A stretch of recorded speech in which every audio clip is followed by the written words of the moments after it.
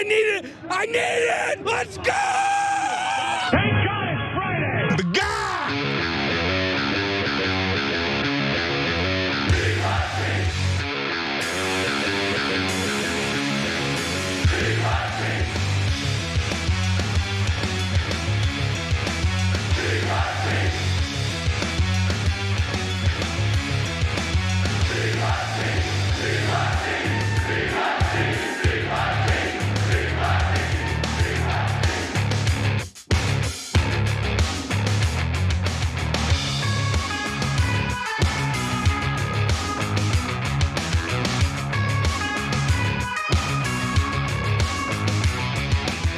All right, welcome to the Young Turks. Cenk Uygur, John Iadarola with you guys. Big show ahead. So Donald Trump versus Tucker Carlson. How's that going? We have some polls for you, but I'm gonna tell you ahead of time, I don't believe them at all. So that's gonna be an interesting conversation. And then, my God, has Tucker Carlson unloaded on Donald Trump. If you thought what he said before was a lot, wait till you get a load of what he said today. Two different things. Then the Democrats decide that they're gonna back AIPAC. Not only will we cover it for you guys on today's show, but on the revolution at 8 o'clock, I'm gonna ask you guys to participate in asking which of the two potential presidential candidates on the Democratic side betrayed us, because Politico says that two of them put pressure on. I think you guys can help solve that mystery. We'll save that for 8 o'clock. But right now, we have a ton of news for you guys. So John, take it away. Oh my God, I hadn't seen that poll. That is fascinating. Interesting, everybody's gonna have to stick around to see that. Okay, but yeah, why don't we talk about something that I have a feeling Cenk is gonna have many thoughts on. A new report is indicating that once again, Donald Trump allowed himself to be led along by the nose by Benjamin Netanyahu based on his demands in Iran. In this case, making Donald Trump side with Israel to allow them to continue their bombardment and invasion of Lebanon, even if that might imperil the ceasefire that Donald Trump just got with Iran. Now, we have all of the details and how this was discovered, but first, Cenk, what are your 2 cents? So look, here's what I think is interesting about this story, that we're finally talking about it. Like, has Israel been controlling our presidents and our politicians for our entire lifetime? Of course, but we were never allowed to have a conversation about it. Otherwise, the whole country's anti-Semites. But finally, we are allowed to speak about it. And as you're gonna see here, it's super obvious that Israel is, at a bare minimum, manipulating Donald Trump. But if it isn't manipulation, what is it? I think that's also an interesting conversation. So John will give us the facts and then we'll talk about what it might be.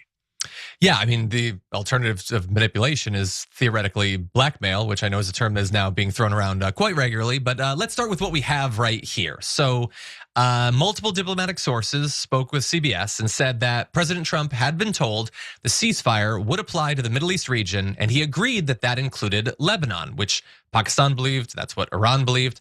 Mediators believed the ceasefire to include Lebanon, and the Prime Minister of Pakistan also announced when the ceasefire was announced that it did. Iran's foreign minister also said that it was included. On the day of the ceasefire, a White House official told CBS News that Israel had also agreed with the terms of the deal that Pakistan had helped to broker. So everybody agreed that it included Lebanon. However, the US position shifted following a phone call between Netanyahu and Mr. Trump.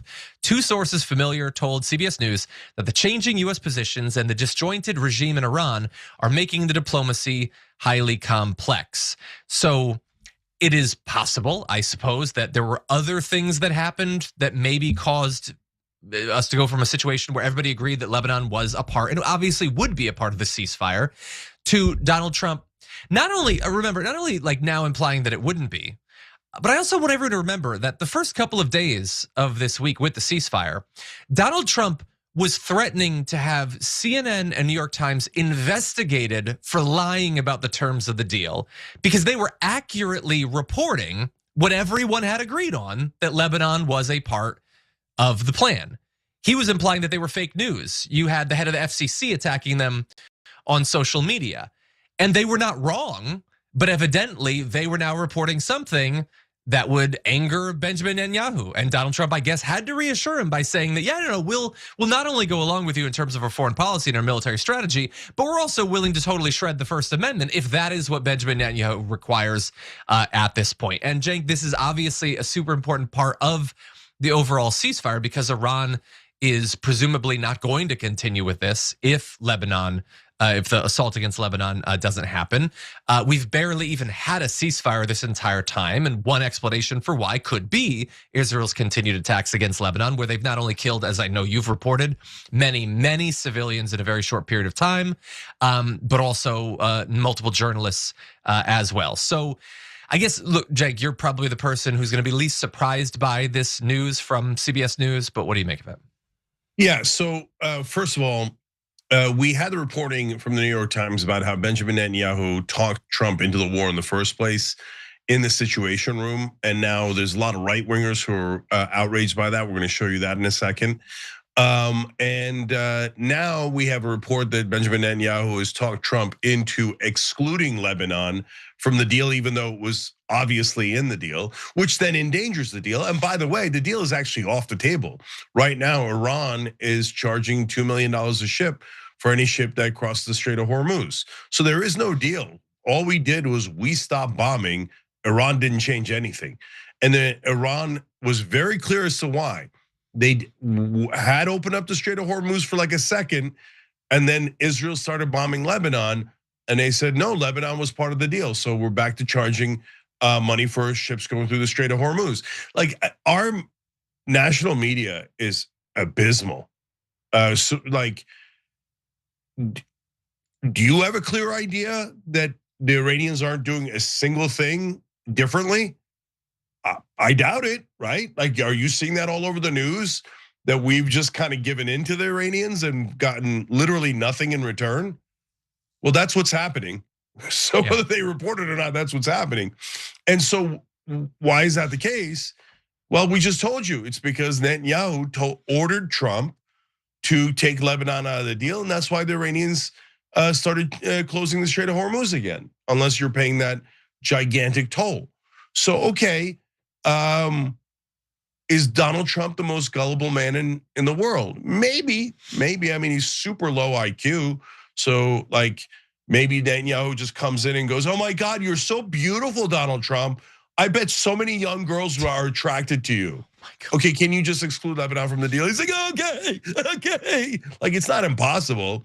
He is that low. Like, I've never believed that his IQ is in the double digits, okay? Now, having said that, yeah, no, I'm like, he's the dumbest man we've ever had in office by a lot, okay? But anyways, so, and look, I said this about Kanye West for like a decade while everyone was claiming he was a genius. What happened now? Okay, anyways, so, but the other more likely, or in addition to, answer is of course blackmail, of course. Why does Trump do everything Netanyahu does, no matter how much damage it costs? America, himself, his polling, his party, his previous positions. Golly gee, I wonder why. And look, John, one of the things that pisses me off is that mainstream media is in the business of covering up news, right? So when you ask a legitimate question, hey, could Israel be blackmailing Trump? They're like, you're a conspiracy theorist. You're a monster. Wait, hold on. But we already know that Netanyahu blackmailed Clinton. And why was that not spectacular news? Why was that not the most gigantic news in the country? Netanyahu knew about, and this is reported by the Israeli press, Netanyahu knew about Monica Lewinsky and used that to blackmail Bill Clinton to get a pardon for Jonathan Pollard, the traitor that stole our secrets and gave them to Israel. And so the country and the specific guy who did it earlier to a US president, the gigantic liars in mainstream media say could never do it to another US president. And it's an outrageous assumption to say the guy who did exactly that before would do it again. No, it's actually kind of an outrageous assumption to say he wouldn't do it. So yes, I think the most likely answer is blackmail. And I think there's even a chance that the Melania announcement yesterday was connected to that. Maybe a warning shot. I don't know. That now we're getting into speculation. But as you're going to see, John's going to tell you, the right wing's getting into the same exact speculation because you have to be brain dead not to at least ask the question. Yeah. Yeah, 100%. And the media just totally doesn't seem to care. Like, Donald Trump was accused of raping a 13-year-old girl, and hasn't been totally confirmed, although a number of parts of her story have been confirmed. And currently, something like 30 pages of notes from the FBI still are being withheld from the DOJ. They do not want you to see that. And I don't believe I've seen a single member of the media even try to ask Donald Trump about that.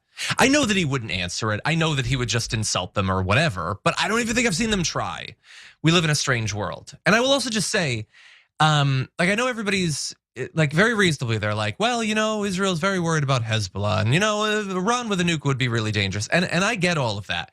But like, I sometimes think that we would be better off if we could think of those who run other countries, including ones that we disagree with, as human beings who will react to things as we might in similar situations. So a lot of people, I think, understand that one of the reasons that Iran started investing in and developing these proxy forces in countries around the region is because of the experience of the 80s, all the support that was going to Saddam Hussein in the Iraqi war against Iran, and they came to realize that it's unlikely that they're going to just be able to win a big regional, like, conventional war or whatever.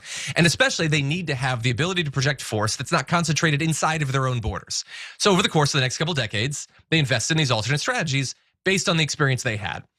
So now we're bombing the hell out of them. We're telling them they can't have a nuke. We're destroying their proxies. Why would we believe that, oh, well, that's the last time they'll ever prepare for their own defense? Going forward, they won't strategize, they won't invest in things, they won't find new allies. Why would we think that way? We would never act that way, but we act as if we can just bitch slap them hard enough that they'll never again try to secure their future. And so what we're doing right now is guaranteeing decades likely of assassination attempts, of terrorist attacks, and alternative defensive mechanisms being developed by Iran. And when it happens, we're gonna be shocked and chagrined by it. We're gonna be so amazed that a country would act in exactly the way we would if we were in charge of that country. Anyway, moving on to the other aspect of this. The reporting that outed Donald Trump as having been convinced by Benjamin Netanyahu to try to remove Lebanon from the points of consideration in the Iran ceasefire deal was hardly well received by some of Donald Trump's, at least at one point, allies in the media on the right. Now, many of them are harsh critics of his and him of them. Let's start with Megyn Kelly, who he recently called a low IQ failure. I don't know how we got here, Piers. I'd like to know just as much as anybody else, but all I can think in my head, based on what I've read in the paper, is we got here thanks to Bibi Netanyahu, Lindsey Graham, and Mark Levin. And ultimately President Trump. That's not to take agency away from the president, who was bamboozled. I don't know why. He was too weak to say no. He was too gullible to see through the lies. One way or another, he allowed himself to be pushed into this insane conflict that caused, forget, the blood and treasure we spilled. As you point out, at least 15 service personnel. I believe we're being lied to about the total number of dead and wounded. So she doesn't necessarily go as far as you might in terms of describing the relationship, although clearly she believes it's possible he's being manipulated or whatever, and she's feeling a little bit more open to insult him, talking about his weakness and that sort of thing. Bear in mind, she also said earlier this week that if he were to nuke a country, she'd still vote for him. So it's not like she's a totally Trump derangement syndrome critic of his. She's okay with quite a bit that he might do, but she can also identify that it doesn't seem like these are two equals, let alone us being like a superior in the alliance that we have. So that's Megyn Kelly. We also have Benny Johnson. We don't want some other nation to walk into our White House and to lie about an operation to our president. And that's what happened. That's what Israel did here. It's unforgivable as far as I'm concerned. So it shouldn't happen anyway. I think that Bibi Netanyahu should be banned from the White House as far as I'm concerned. Along with any other world leader like that behaves in a duplicitous fashion. And Zelensky should be on that list, obviously. Yeah, maybe not obviously, but we're going to disagree on quite a lot. Cenk, what do you make of their views? Yeah, so look, this is why I'm frustrated by the polls. It's a story we'll get to later in the show, but now all of a sudden people are pulling polls out of their ass, pretending that there's no right wingers dissatisfied with what Trump is doing. I mean, I have eyes and ears. You have eyes and ears. Benny Johnson, Megyn Kelly, Tucker Carlson, later Tim Pool, Alex Jones, the center. We're going to show that throughout the show today. They don't have millions of viewers. No one follows them. This is, of course. Look, and then let's say that it's not blackmail for a second. Then okay, Trump is the most gullible idiot we've ever had. Then you have to agree with me. He's the dumbest guy to ever hold office. Because Netanyahu says to him, "Oh, why don't you ruin the peace deal you just made?" And he goes, "Oh, okay." And he doesn't understand that that's going to cost us $2 million a ship in the Strait of Hormuz. He said that he got convinced by the Israelis that the Strait of Hormuz wouldn't get closed. Everyone knew that if you started a war with Iran, that they would close the Strait of Hormuz. But apparently Trump says he's so dumb that the Israelis talked him into not realizing that. And the Israelis told him that the Iranians would not attack our bases in the Gulf. And Donald Trump said after the war started, well, nobody expected them to attack our bases in the Gulf. I did. Literally every expert on the war did. So the best possible explanation for Donald Trump is that he is a moron of epic proportions. Because the only other explanation is when Netanyahu calls and says jump, he says, "How high, master?" Because Netanyahu has something on him. By the way, Asimov's Prophet's a member of ours on TYT.com. And he made an excellent point that I hadn't thought of before. He just wrote in, not releasing the Epstein files at this point is a national security threat because of the blackmail against Trump. Now, we don't know that there's blackmail against Trump, but any rational person realizes that that's a possibility. So because of that possibility, you're absolutely right. If we don't know what's in the Epstein files, we don't know what might be being held against our president or other politicians in this country. So we have to know it. Otherwise, it's a national security threat. But of course, they're not going to be released either. You're going to be shocked to find out Israel is against releasing the Epstein files. Yeah, I wonder why, right? And if you don't know, Epstein in every deal was trying to help Israel, procuring cyber weapons for them. He taped all, he had video cameras all across his house, including in the tissue boxes, which leads us to Tucker Carlson and his theory on blackmail. Exactly. Yeah, we don't have like that in detail ready to go, but he has been talking sort of in response to a story that's going to be on the show later on, where Donald Trump just broadsided like everyone in MAGA media. Tucker Carlson has run it in a couple different ways, and one of those is going to be the belief that this is possibly the result of blackmail coming from Israel. Yeah, and guys, look, how did Netanyahu know about Monica Lewinsky before anyone else? I mean, there's only two possible answers. One is she was working with them and it was a honey trap operation. I know mainstream media reporters are so stupid that they don't understand that a honey trap operation is the #1 go-to move for any intelligence agency. They think that it's the thing that doesn't even exist and couldn't possibly be done to Americans. Because American politicians are so holy and moral, they'd never fall for a young girl, except for the fact that we know Bill Clinton did.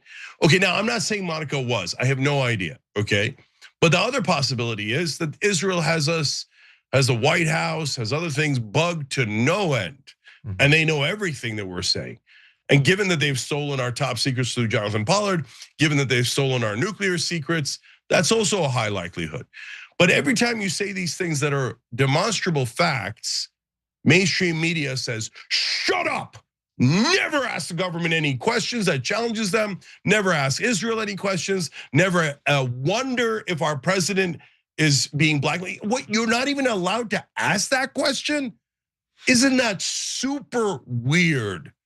Why is our president acting so strange in regards to one particular country? Why is he doing things that are demonstrably against his own interests and against his own policies? And if you say it's illegitimate to ask those questions, that's your problem, man. We're gonna keep asking them and asking them. And you could now, and I think that even the phrase conspiracy theory was concocted as a brilliant piece of propaganda for if anyone ever questioned any official government statement, you call them a conspiracy theorist so that no one ever questions the official government statements. So I think our media has been in the business of covering up the news for decades. I think that they cover for Israel at every turn. You should never believe them. They're gigantic liars. And yes, there's something deeply wrong with how President Trump always listens to Netanyahu. Yeah, sort of shocking actually. My final point that CBS was the ones that actually came out with this. I don't know if they'll be allowed to do like a 60 minutes like in-depth report on it, but apparently there are still a couple of journalists that are allowed to do their work for now at CBS.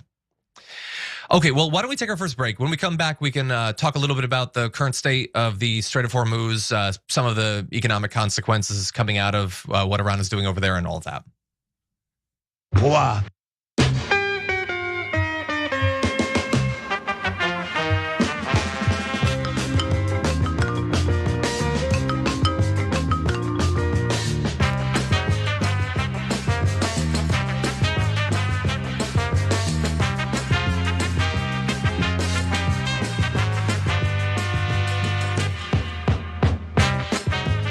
All right, let's go to more of our genius members on tyt.com. Asmos Proper, nice job, man. That was a really great point earlier. Bloated Ego says Donnie will burn down the world to save his ass. 100%. If anybody thinks like, oh, but that'll get Americans killed, I probably shouldn't do that. I'll just let people know that I'm a vicious, like whatever he is, right? No, there's a 0% chance that Donald Trump would prioritize thousands, maybe even millions of lives over his own career and reputation. Gemma Lee says Trump is not the gullible one here. Wall Street traders believing that Israel or the US are honest actors towards peace, and for it, Wall Street deserves to lose every cent that Trump insiders are stealing from them. Oh, I couldn't agree more. Like those Wall Street idiots are like, oh, Donald Trump said that there's a ceasefire, so there's a ceasefire. Yeah, but they're charging $2 million a ship. Okay, I believe Donald Trump and Israel over facts. Okay, go lose your money, idiots. Pseudo Dragon said, damn, Benny's the most transparent grifter out there. If even he's turned the base, the base is definitely gone. Yeah, no, if you watch CNN, they're like, no, not one Republican voter has left Trump. Harry Enton keeps saying it. Look, I used to like Harry Enton. Now I think he's kind of I guess he's another propagandist. He pulled out a poll from 3 weeks ago to say like, no, Republicans love Trump's war. Okay, whatever, dude. Ian Golbus says, not a coincidence Bibi used the two dumbest presidents to take out Israel's perceived enemies, Bush and Trump.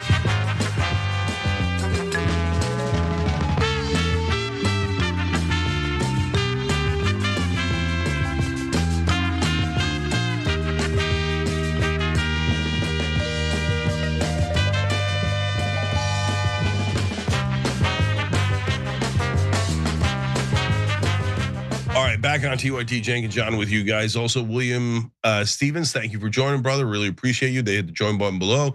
Melody Loves Music, thank you for sending a membership in through a gift on YouTube. We appreciate that.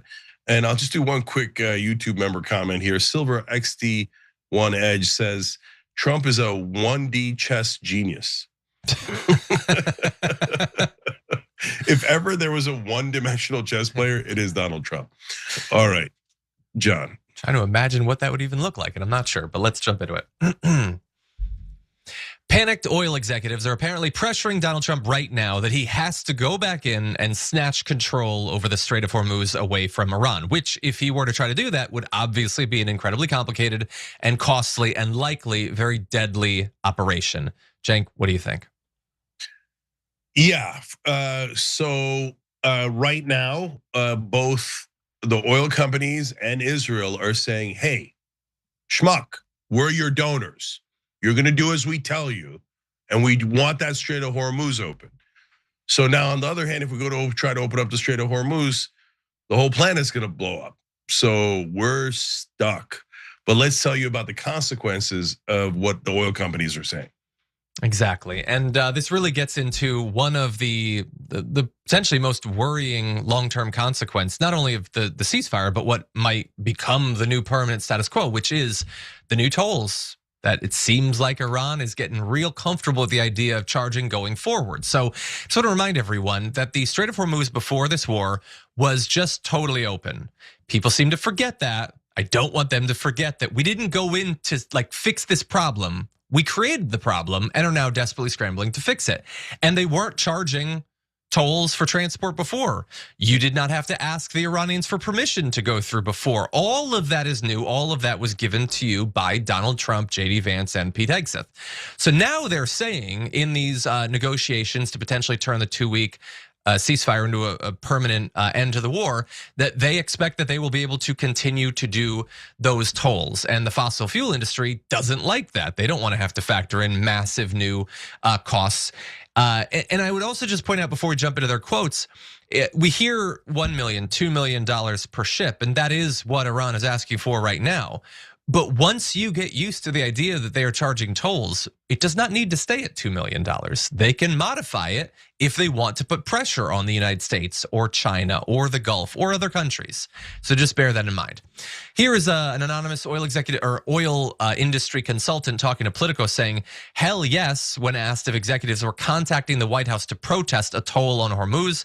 We didn't have to do that before, and I thought we won the war. Any place you have access to the administration, you ask, what are you guys thinking?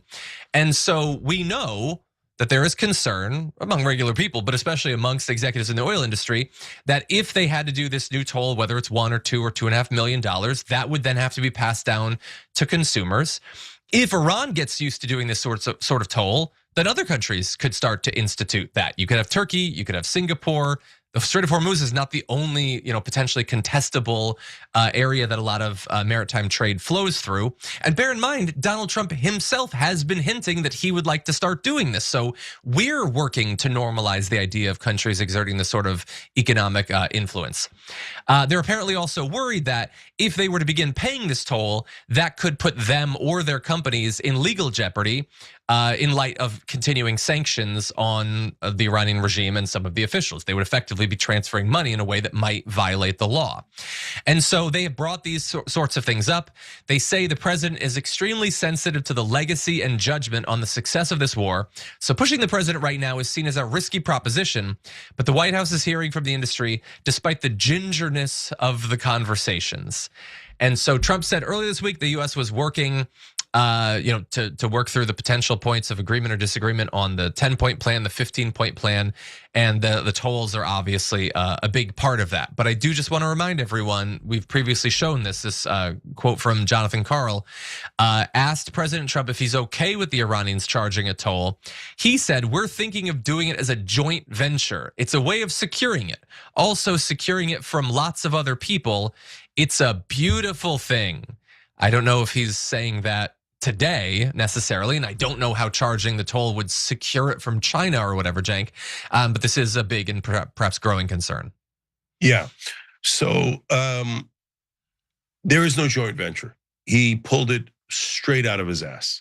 Like that's not a thing that anyone has confirmed. Pakistanis have never said anything about a joint venture. The Iranians are like, joint venture? We're still waiting for your ground troops. They keep saying, we are waiting for you.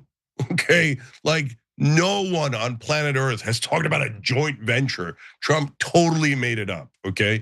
The Iranians aren't like, oh yeah, we're charging $2 million per ship as a toll. But you know what? We'll give some of it to America, the country that had just attacked us and killed 3,500 people at a minimum, right? Including tons of school children. No, that's not a conversation that's happening. So someone else wrote in with a really good question in this case. Make It Make Sense 1988 wrote in on Super Chat. I got challenged on the metrics by which I stated I believed Iran to be winning. Their rebuttal was to compare losses of military personnel / equipment and leadership. How would you counter this? Because I was stumped, TYT for life. So I appreciate you and I appreciate your question. So it's directly related to this story. Why? So guys, how do you know who's winning? Have we killed more of them? Of course we have. Have we destroyed more of their ships and planes and equipment? Of course we have. Our firepower is so vastly superior to theirs, right? So why do the Iranians feel like they're winning? I mean, they're almost overconfident. What you're never seeing it in mainstream media, we should show you more of it here because we see it.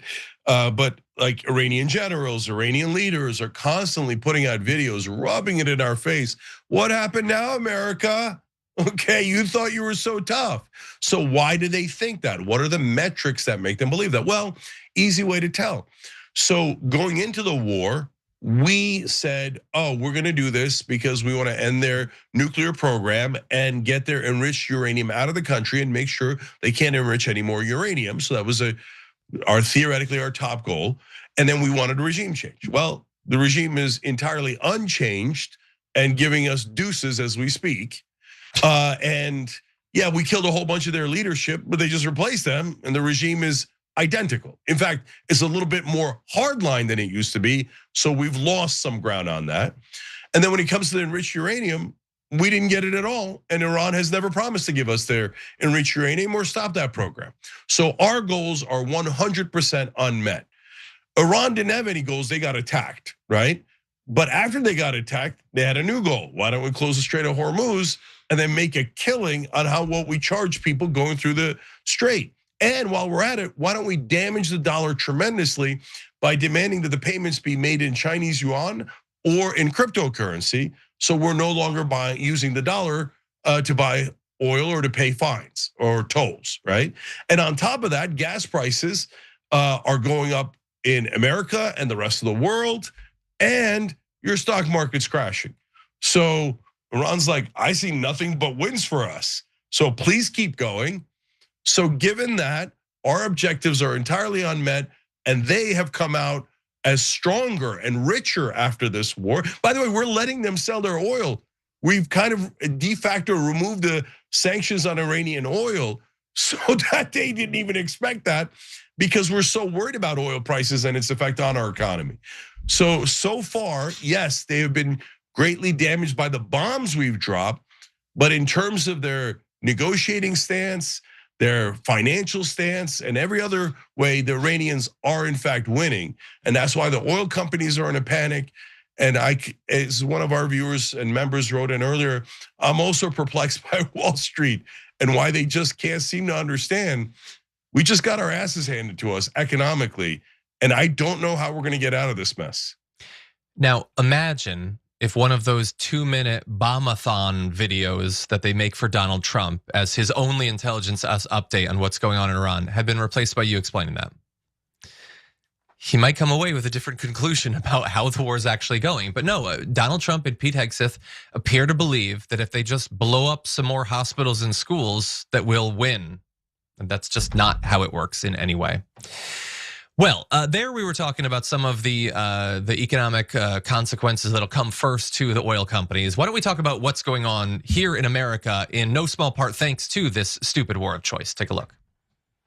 Look, we knew the war hit this economy like an earthquake. This is the first damage assessment, and it's not looking good. The fingerprints of the conflict all over this inflation report. So consumer prices up by 0.9% month over month. That is triple the prior monthly inflation rate, and that is the highest in any month in almost 4 years. You got to go back to June 2022, back when gas was at $5 a gallon. The annual inflation rate bumped up to 3.3%. That's almost a full percentage point increase. So these are the latest numbers from the Consumer Price Index, giving us just our first look at how the war in Iran is affecting our economy, with inflation going up higher than it has in multiple years. And Donald Trump, of course, has been telling us there's no inflation whatsoever. So I'm sure he'll take this news very seriously. But Cenk, what are your 2 cents? So we've got inflation going back up, highest in a couple of years. We've got almost every economic metric heading down. Is Donald Trump doing anything to help the economy? Anything to help the country internally at all? At all? And why would anyone get us into this disastrous, dumbass war and ruin their own economy? And there is no answer to that. There is no answer to that other than obviously Israel wants it. So whatever Israel wants, Israel gets. So when you're paying more at the pump, and when you see all these terrible metrics and all the higher prices, every time you should think, thanks, Israel, really appreciate it. And in fact, I'm gonna add one more devastating fact after John is done. Yeah, the overall picture with inflation is just getting so bad that I'm now reading that for Cenk, for you to maintain your level of influence, you're gonna have to start giving 3 or 4 cents, actually, just to keep pace. Anyway, so there is some evidence in some specific sectors of the economy that there was containment regarding inflation, which, by the way, might lead you to think that had Donald Trump not started this stupid war, maybe he would have had some actual good economic numbers for the first time in his administration, but not so because of his stupid choices. So let's jump into what CNBC is reporting. The Iran conflict was a story for the monthly inflation reading. Gas soared 21.2%, accounting for nearly 3/4 of the headline price increase, according to the BLS, the Bureau of Labor Statistics. Take a look at this chart. You can see the overall change in the CPI month to month. And of course, Donald Trump takes over like 2/3 of the way through that chart, and yet he is now producing inflation gains month to month that look way more like the darkest days of the pandemic. That is what he has given to us. March 2026 is the highest monthly inflation rate since 2022. And it takes a lot to produce that, either a significant act of God or a significant act of stupidity. And I think it's the latter in this particular case, but why don't we turn to CNN for more insight? As far as why this happened, as you might imagine, a lot of this big increase in month over month was driven by the fact that gasoline went up at a historic pace, right? The BLS says that about 3/4 of this monthly inflation rate increase is directly linked to gasoline. Gas prices up by 21% between February and March. That's the most in any month since they started tracking this back in 1967.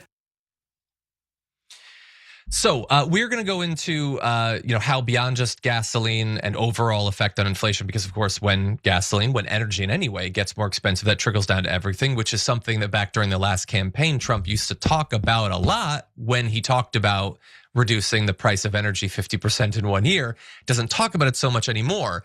But we'll also get into other things that are going to have their prices affected that might be coming down the way towards everybody watching the show. But Cenk, why don't you jump in and give me your thoughts first? Yeah, so one of the things I want to let you know about is what John kind of alluded to there, which is, so you immediately see the price of gas go up when oil prices go up. But there's something that has not hit us yet. Oil also goes further down the economic pipeline because it's in so many of the products that we use. So those price shocks haven't come yet. They're a trailing indicator, right? So we're only getting the initial shock. We're not getting the follow-up waves yet. And of course, that all of this is already bad enough if the war were to end right now. But even if the war were to end right now, there's only 2 scenarios and they're both terrible. Right now, Iran is charging a giant toll in the Strait of Hormuz, 2 million per ship, which means that oil is by definition going to be higher, and almost all goods prices are going to be higher across the world. On top of that, again, as we mentioned earlier in the show, Turkey, China, and other places might also start charging tolls in the Bosphorus and the South China Sea, in which case, again, prices continue to rise. So that's in the better scenario where we leave right now. On the other hand, if we go to scenario number 2, and Trump goes back to his threats about bombing the Iranian oil and gas facilities, and Iran bombs the oil and gas facilities in the Gulf, those take about 5 years to rebuild. Prices will skyrocket. That is among the reasons why Donald Trump panicked and stopped the bombing, because if you went any further, it would almost certainly lead to an economic collapse. Plus, we're running out of interceptor missiles. So there are no good scenarios here, and I'm worried that we're still at only the tip of the iceberg. Yeah, a great point. And I think it's good to remember that one of the positive things I think we have going on for us right now is that Donald Trump is terrified, I think, for a lot of different reasons about continuing this stupid war. Now, all of his terror about the economic effects, angering his donors, his falling approval rating might not matter if Benjamin Netanyahu just tells him what to do and he decides to go with that instead. But that is the one positive thing, maybe pushing towards an end to this conflict. But as I said, there are a lot of other things that are being affected. Gasoline is not the only vehicle that's going to be more expensive to fuel. Jet fuel is also more expensive. So you taking flights, taking trips, already way more expensive than it used to be, might become even more so. In fact, even prosecuting the war could soon be more expensive as the price of jet fuel goes up. So bear that in mind too. But then you also have things like the cans you use, beer and soda cans could start to cost more because aluminum is starting to become more expensive. Iran struck 2 large smelters of aluminum in the Middle East. Both of them were major suppliers to the US. The Iran Aluminum Company, the country's largest producer, that was struck back in April by US and Israel. So that led to severe disruptions for aluminum as well. But also things like helium. These are the sorts of commodities that you've never needed to really think about, but thanks to stupid wars, you do. Because helium is used in things like MRI scanners, semiconductor chips, which obviously affect lots of consumer electronics like cell phones, phones, tablets, things like that. Even rockets, for instance, use it. So those things will all become more expensive too. We're gonna do a little bit better in that particular area than some other parts of the world because that's one thing that we do actually produce. We're not as reliant on the rest of the world. But a third of the global supply comes from Qatar.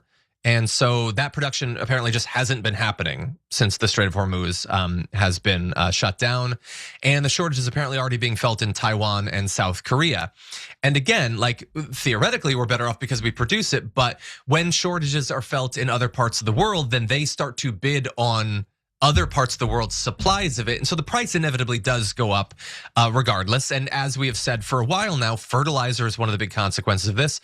1/3 of the world's fertilizer comes from the Middle East. So that is going to be more expensive. That affects food, which already people were very frustrated about the rising costs of. The Fertilizer Institute, an agricultural association, predicts that American farmers are going to be short some 2 million tons of fertilizer this spring. So they will plant fewer crops. And this will likely happen all around the world. With less supply, you can expect that you will have to pay more. As an example, for just one farmer in Pennsylvania, Rick Telez said the cost of his nitrogen fertilizer has gone from $500 to $850 a ton since the war started, nearly doubling. So he's planting less. He says he'll probably have to cut his fertilizer tonnage by at least 30%. I'll be lucky to recover my costs, he says. And then there's other things, the price of plastics, petrochemicals, sulfur. I mean, the list very much does go on and on and on. But I just want to give one more example, Cenk, that I think is the most amazing because you might think there's no reason that this particular area would be affected by the war. But we had actually had a point earlier this year, less than a week before the war began, where finally mortgage interest rates were beginning to go down. Donald Trump has been like begging and pleading and threatening to make that happen. It's finally going down. It had fallen below 6%, the first time that it had in nearly 2 years. And then within days of attacking Iran, that number jumped back up to 6.5%, going up by nearly 10% in a matter of days because of what Donald Trump chose to do. And that is basically because with the chaos, not only the military chaos, but the economic chaos that it has produced, the cost of borrowing has gone up basically in every area, and mortgages are not unaffected by that, Cenk. So it really is basically just everything and everywhere is more expensive. And I just want to remind everyone, we were already talking about an affordability crisis before he decided to launch this war, and he only made it worse in every conceivable way. Yeah, our members and viewers are killing it today. Let me go to another member on tyt.com here. And by the way, if you want your comments as part of the show, tyt.com/join or hit the join button below on YouTube. Teddy Lucy Linda wrote in, the American government thinks Iranians are nothing more than a bunch of desert rats. Wrong, far from it. And now we will pay the price for their racism and their arrogance.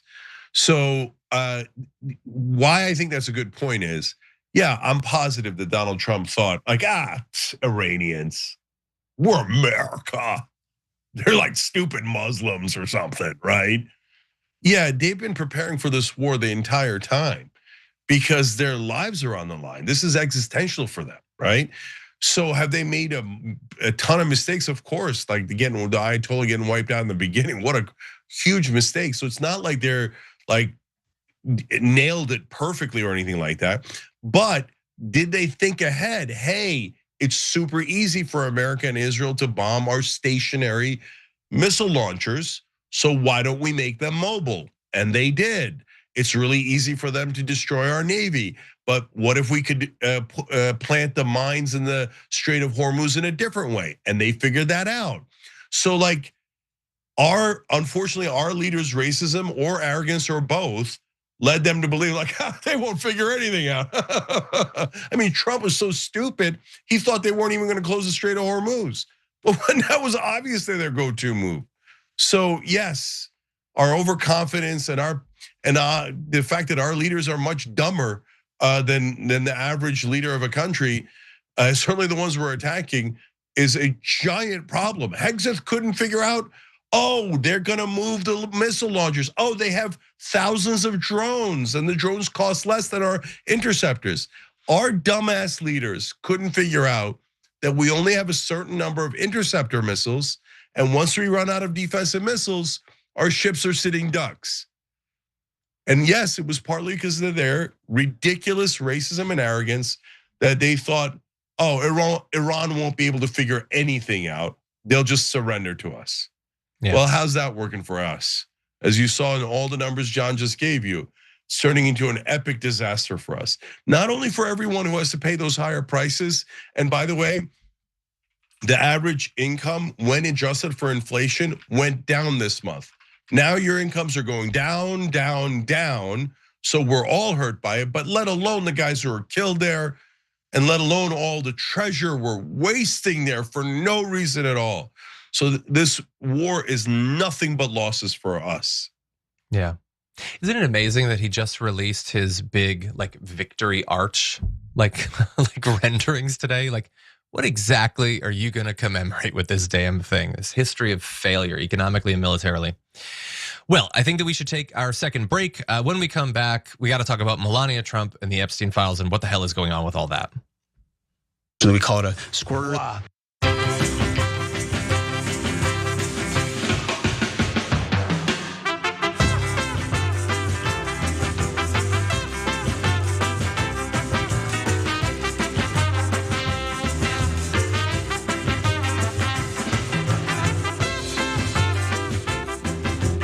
Netanyahu just threatened Spain. If we attack Spain, then yeah, it's definitely blackmail. Okay, we're not going to attack Spain, but Netanyahu is like a monster beyond description. Turkish Taffy said, what would you expect from a moron that bankrupted a casino? He bankrupted 3 casinos. I mean, I've been saying this for over a decade. Like now the House always wins has an asterisk, unless the House is run by the moron Donald Trump. Solidarity Works says, hello comrades, don't want to see hear news, but figure being a good citizen of the USA means I should hear the latest on Lebanon and how our ally is continuing its 78-year-long monstrous racist, terrorist genocide and ethnic cleansing of the indigenous people of Palestine and stealing all of their land. Just saw another documentary on the Nakba and read more on it. So seething inside. Yeah, look, part of the reason why I'm so mad about it is because I got brainwashed. I mean, we all should have known, well, it's a settler colony. A settler colony cannot expand without ethnic cleansing. It can't even exist without ethnic cleansing. People are transported in, and then they have to murder and move out the people who were already in that land. So Israel was a disastrous idea from day one. I understand why. I understand why people were concerned, obviously, but they chose this terrible, terrible idea to execute that built-in genocide.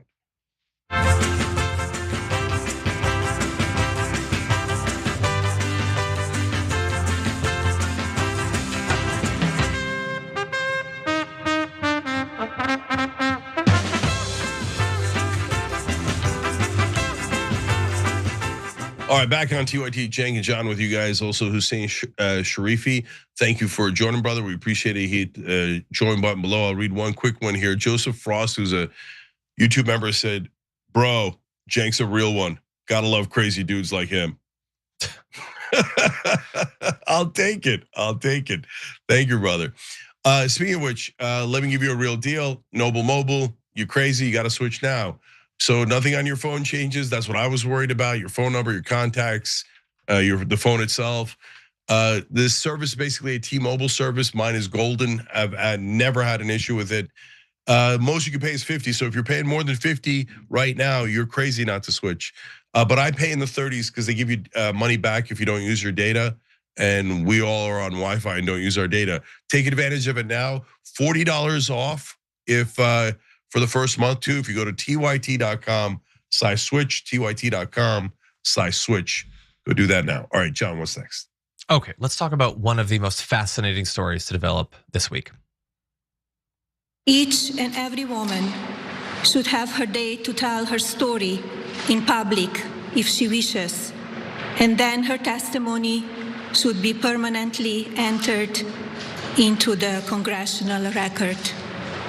Then, and only then, we will have the truth. She became the champion for these women, for the victims. There really isn't someone out there as high profile as the First Lady that is out supporting the victims, supporting these women, and Melania Trump certainly did that yesterday. So certainly, the First Lady, Melania Trump, coming out and giving a speech where she did a few things, it was surprising. She said that she had basically no relationship with Jeffrey Epstein and Ghislaine Maxwell, which if you've been following this story, you know that that is simply not true. But she also called on Congress to act, to speak to the women, to recognize their experiences, to continue the investigation. And she said that she believed that Jeffrey Epstein did not act alone and that there are other perpetrators out there. This is, of course, directly contradicting what Pam Bondi and Todd Blanche have spent, a year plus telling us, and it goes directly opposed to what we know are Donald Trump's interests when it comes to this story. But is Melania Trump a hero? Is she the highest profile, most important person to stand with the survivors? We're gonna get into all of this, but Cenk, first, what are your 2 cents? Yeah, this is super strange, right? So Donald Trump says he had no idea that she was gonna do this. Already, what? Imagine Michelle Obama surprises Barack Obama by giving like a 5-minute speech at the White House that he didn't expect and then brings a lot more trouble on him.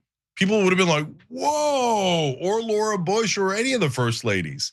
So this is super weird. Second of all, no one asked you. So this is like a great moment for like, ma'am, this is a Wendy's, right? Like she comes out and she's like, I was not handed to Donald Trump by Jeffrey Epstein. Like I said yesterday, it's like somebody coming out and saying, I'm not gay. Bro, nobody asked you, right? So what I'm gonna speculate on after John gives you the facts are, why did she say this now? And there's a couple of possibilities. One is she was given to Donald Trump by Epstein. The other ones might be worse. So save that for a second, John, give us the facts. I'm confused because she just said she wasn't given. So what part of women do not understand, Cenk? I don't know. But anyway, so let's turn to this. It's fascinating in so many ways, especially considering everything the Trump administration has done to kill this story at the point where it was seemingly the most killed.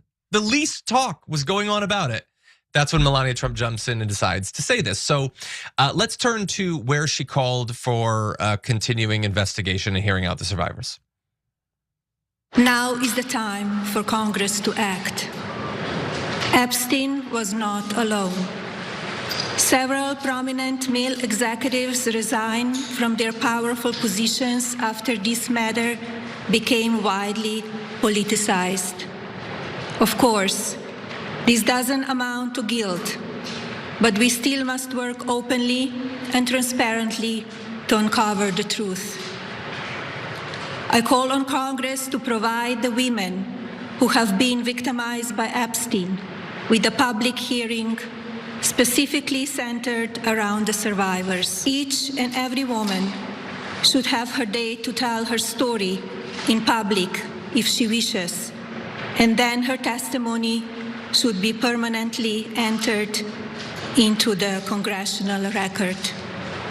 Then, and only then, we will have the truth. Thank you. So again, that is pretty fascinating considering that Pam Bondi refused to even turn and face the survivors when she was testifying. And of course, that Donald Trump has now had 400 plus days in which to bring them into the Oval Office if this is something that he truly cared about, as he used to pretend to back when he was campaigning for office. He has chosen not to speak to those survivors. But the thing is, there have been lawmakers that have really been pushing for this. I believe that they have much better claim to be champions for the survivors. I'll leave it to the survivors to decide, but they didn't just pop out of the shadows, in April of 2026. People like Ro Khanna, people like Thomas Massie, and others, including those I disagree with even more, like Nancy Mace, have been pushing for the survivors to be heard. Thomas Massie tweeted this, saying, "First Lady asks Congress to bring Epstein survivors in for her testimony. With all due respect, that's Todd Blanche's job. Ro Khanna and I already gave brave survivors a chance to tell their horrific stories on Capitol Hill. Pam Bondi wouldn't even acknowledge them. Prosecute." Ro Khanna then said, "We agree, FLOTUS. Thomas Massie, Nancy Mace, Marjorie Greene and I have been calling for this for months. It should be for all victimized by the Epstein class, and there must be investigations and prosecutions. What say you, Speaker Johnson?" And I think I can probably guess. Even GOP Representative Anna Paulina Luna, she chimed in calling on the DOJ to prosecute individuals who took plea deals. But I think that this speech by the First Lady has led to a lot of people thinking that maybe it's good that she's involved in this, but maybe there's a particular way that she could be even more involved in it. But I'll leave Ro Khanna to describe that. She's saying that Epstein did not act alone.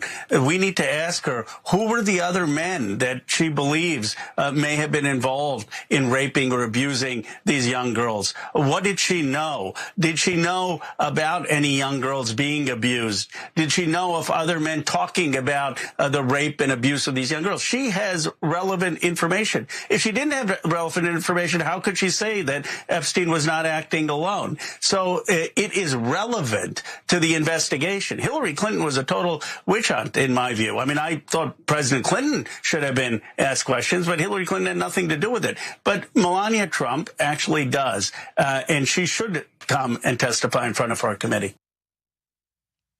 And I'm glad to see him saying that. This morning on the Daily Report, I called on her to be brought in to testify, which she should do willingly, right? I mean, she is a champion for the victims. But if not willingly, then that's what subpoenas are for, and she should be brought in. As Ro Khanna pointed out, they brought in Hillary Clinton, who's not even really in the files. Melania Trump and her husband are all up in those files. And Melania Trump, she made a very strong statement saying that she basically had no relationship, even though we can see the files and we know her talks with Ghislaine Maxwell and all that. But she didn't address that Donald Trump has been accused of raping a 13-year-old. She didn't talk about the fact that the files have proven that Donald Trump's cover story for the end of his relationship with Jeffrey Epstein has been a lie the entire time. There's a lot of, I think, topics that we need a lot more information on. And I think that she is perhaps better positioned than many individuals in these files to help shed some light on it. Cenk, what do you think? Yeah, so first of all, I guess Ro Khanna is the only Democrat left in the country. It's like a one-man party. We're not skewing reality, guys. He's like the only Democrat that ever says anything. Like every clip is Ro Khanna because he's the only one out there doing anything. Why? Like, why isn't anybody fill in the blank out there also fighting? Imagine if there was like 200 Ro Khannas. Although sometimes it does feel like there are 200 Ro Khannas. Anyways, at least there's one guy fighting for us. Okay, now back to Melania. Look, guys, everything John said are facts. And now we're gonna get into speculation. So we'd like to be very clear about the distinction there, okay? So as we talked about a little bit yesterday, there's a thing called semi-pros, okay? And what that is a lot of the modeling agencies, especially for models that are getting a little older and are not runway models, which is what Melania was in the category of, they introduce them to wealthy men at high society parties, okay? And they don't work for the night. They're not that type of women, okay? But if you are good to them, they become your girlfriend. And that is how rich folks roll. If you don't know that, I just told you that's a fact, okay? Whether Melania was in that group is not a fact. That's speculation, and I don't know. But there's one possibility, which is that somebody was going to write a story about how Epstein introduced Melania to Trump and high society, and that she was one of these women who were known to be available, right? And she's getting ahead of that story. We don't know. That story hasn't come out, and maybe it won't ever come out. And maybe it's not true. And so the other speculation is wilder, okay? So look, Epstein's all over everything. And remember, Epstein recorded everything. And Epstein, you don't put video cameras inside tissue boxes unless you're going to use it as blackmail. But that's the most obvious thing in the world. Like, you'd have to be as dumb as a mainstream media reporter to think, no, I bet he did it just for fun. I bet he wasn't gonna use it for blackmail at all. I mean, why would you try to videotape the most powerful men on earth having illicit sex? Do you think that that could give you leverage? Duh. Like, since we're not all as stupid as every single mainstream media reporter, we know that that is an obvious, overwhelming possibility. Now, whether they have blackmail on Trump or Melania, we don't know, right? But here comes the speculation. What Israel sometimes does is they do a warning shot, in my opinion, okay? This felt like a warning shot from Melania to Trump, to Donald Trump. Like, remember, Donald, what's in the files. We'll even send your wife out to remind the country what's in the files. We told you that it's okay for us to attack Lebanon. We told you to stay in the war. Do you want everybody to find out what's in the files, Donald? Because we could have your wife do a press conference inside the White House without you even knowing about it, and reintroduce this incredibly damaging scandal back into the news cycle. Would you like us to do more, Donald? Okay, I grant that it's speculation, but I have it as a possibility.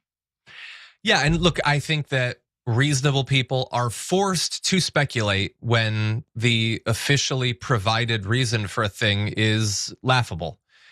They are saying her statement, Melania, first of all, said it was gonna be a press conference, but she didn't answer any questions. So then her people put out a statement saying, the lies about Melania need to stop. People need to move on from this story. Like, to the extent that they were going to, they'd already moved on. And the talk was about Trump, not about Melania. This feels like her being able to pretend that people are talking about her or being unfair to her, to, as you say, reintroduce Trump and the allegations against him, which are far more devastating than anything Melania has faced, let alone is facing now. It doesn't make any sense that she would talk about it now because people insulted her last year.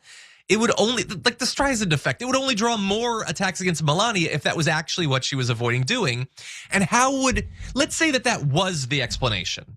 And Melania just, it had been stewing inside of her and she couldn't take the lies, so she needs to come out and talk about it. Why would that be a surprise to Trump that he only finds out about after the fact? None of this makes any sense based on what they said. And maybe Cenk's speculation is 100% wrong and it's something else, but we are forced to speculate because they're obviously lying to us.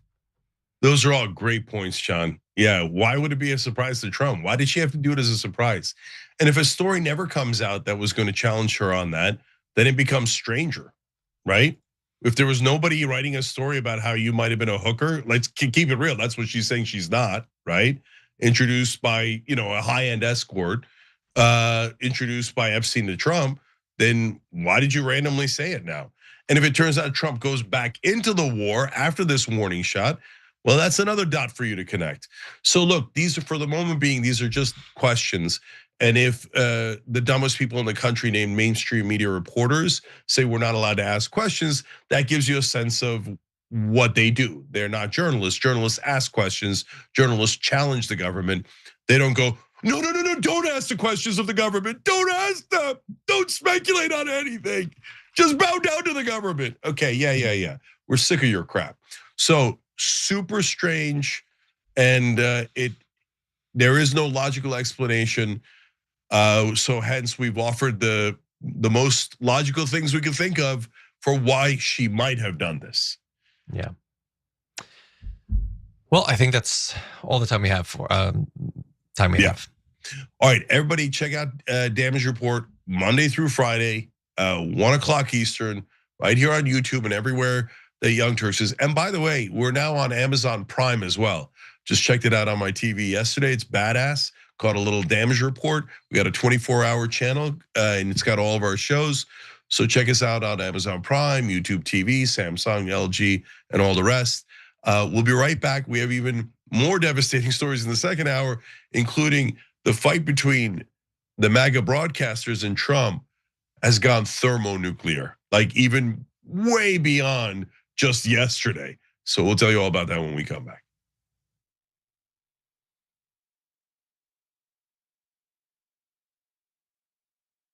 What contributions to the progressive cause are you most proud of?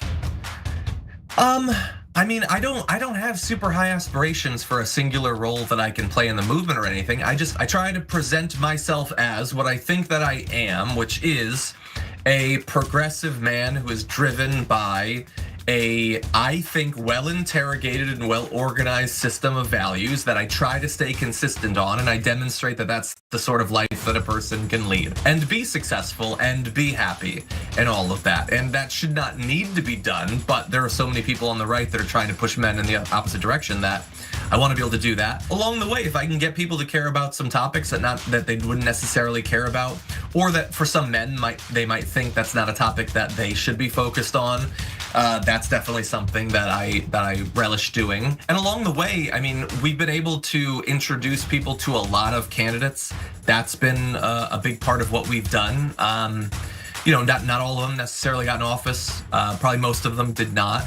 And a lot of them you might not even remember their names. But it was great to be able to provide people the platform where they had the chance of making a difference. Obviously AOC and all that, but there's been a lot of great people along the way.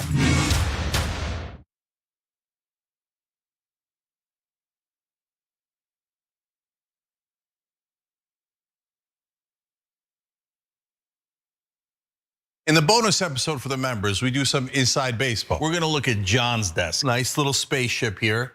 Nerd, but it is kind of look cool. Who has Legos? Oh no, he's taking apart a keyboard. Who has a mouse pad that's this big? He's got a dog with a nose that you could hang something on. You know what this desk screams to me? Nerd. And that's how we like him. We love Johnny Pie. He's got his own personality like everybody does at TYT. Come meet us all in the bonus episodes. TYT.com/team. David Sorrell, Nina Turner. Is Adam Green drop by? Charlemagne Congressman, great to have you. It's great to be with you, Jack. Your show is a great thing. You're informing people. A lot of the shows that I live on, my CNN, my MSNBC, and even Fox, and any of the other shows, NPR, they are so quick to decide that they know what this building means today. The one thing that I hate that politicians do, they talk about the people they should be talking to. Do they have any idea that they're the establishment and that they're hated? Or do they not realize that at all? People are so deeply in their little universe. I think it's very easy to not really question what you're doing. Voters have a right to ask questions of any nominee, whether they're independent, Republican, or Democrat. The system is duopoly that suppresses competition. How is it the year 2024 and we're still like, maybe they'll talk about paid medical? Like, how is that like at one level it's like, this is what we're talking about now. You're like, it's 2024. And that's always been the critique, your critique of us is, well, you guys give good speeches, you put out good tweets, but you're not wielding actual power. Now we're starting to. My favorite news platform by far. It's not even close. It's about a country and a principle, and that's what you and I both work to achieve, and I'm so glad that at least half the battle has now been won. If you want to go really hear what's going on, honestly, you should tune into the Young Turks. Thanks for doing such a great job. Please keep it up. Hang tough. Yeah. That makes me so happy. Oh, I like making you happy. I didn't know about that. This is a happy experience. You're welcome, YouTube. Join the Dragon Squad by becoming a YouTube channel member. Click the join button below or sign up on tyt.com/join to get access to fun emojis, a member-only chat, exclusive shop TYT designs, ad-free watching, and so many other amazing perks. Plus, you get bragging rights for being part of the coolest community on the internet and help us drive real, positive change in the world. The Dragon Squad awaits, so join today.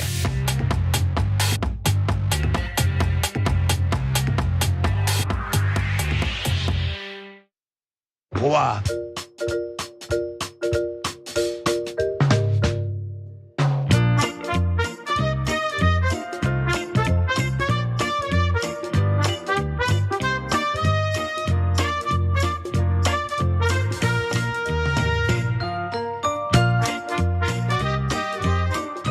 Back on the Young Turks, Cenk Uygur, Elliot Morgan with you guys in the second hour. Elliot's also on Rebel HQ on YouTube. Make sure you're checking that out.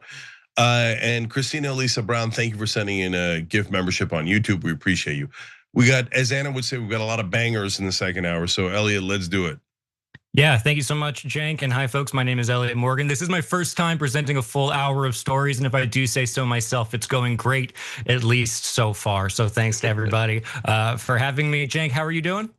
I'm hanging in there, brother. Good. Let's dive in. All right. So yesterday, a Democratic National Committee panel took a resolution condemning AIPAC and promptly lit it on fire. Why pay attention to your voters when there's these lobbying groups with bottomless pockets acting on behalf, sometimes just of foreign nations? So before we get into the details, Cenk, this is like a trifecta. On one corner, you have AIPAC representing a different nation. On another corner, you have the Democratic establishment. And on the last corner, you have these Democratic voters, and they're all bumping heads. So before we get into the details, what are your 2 cents?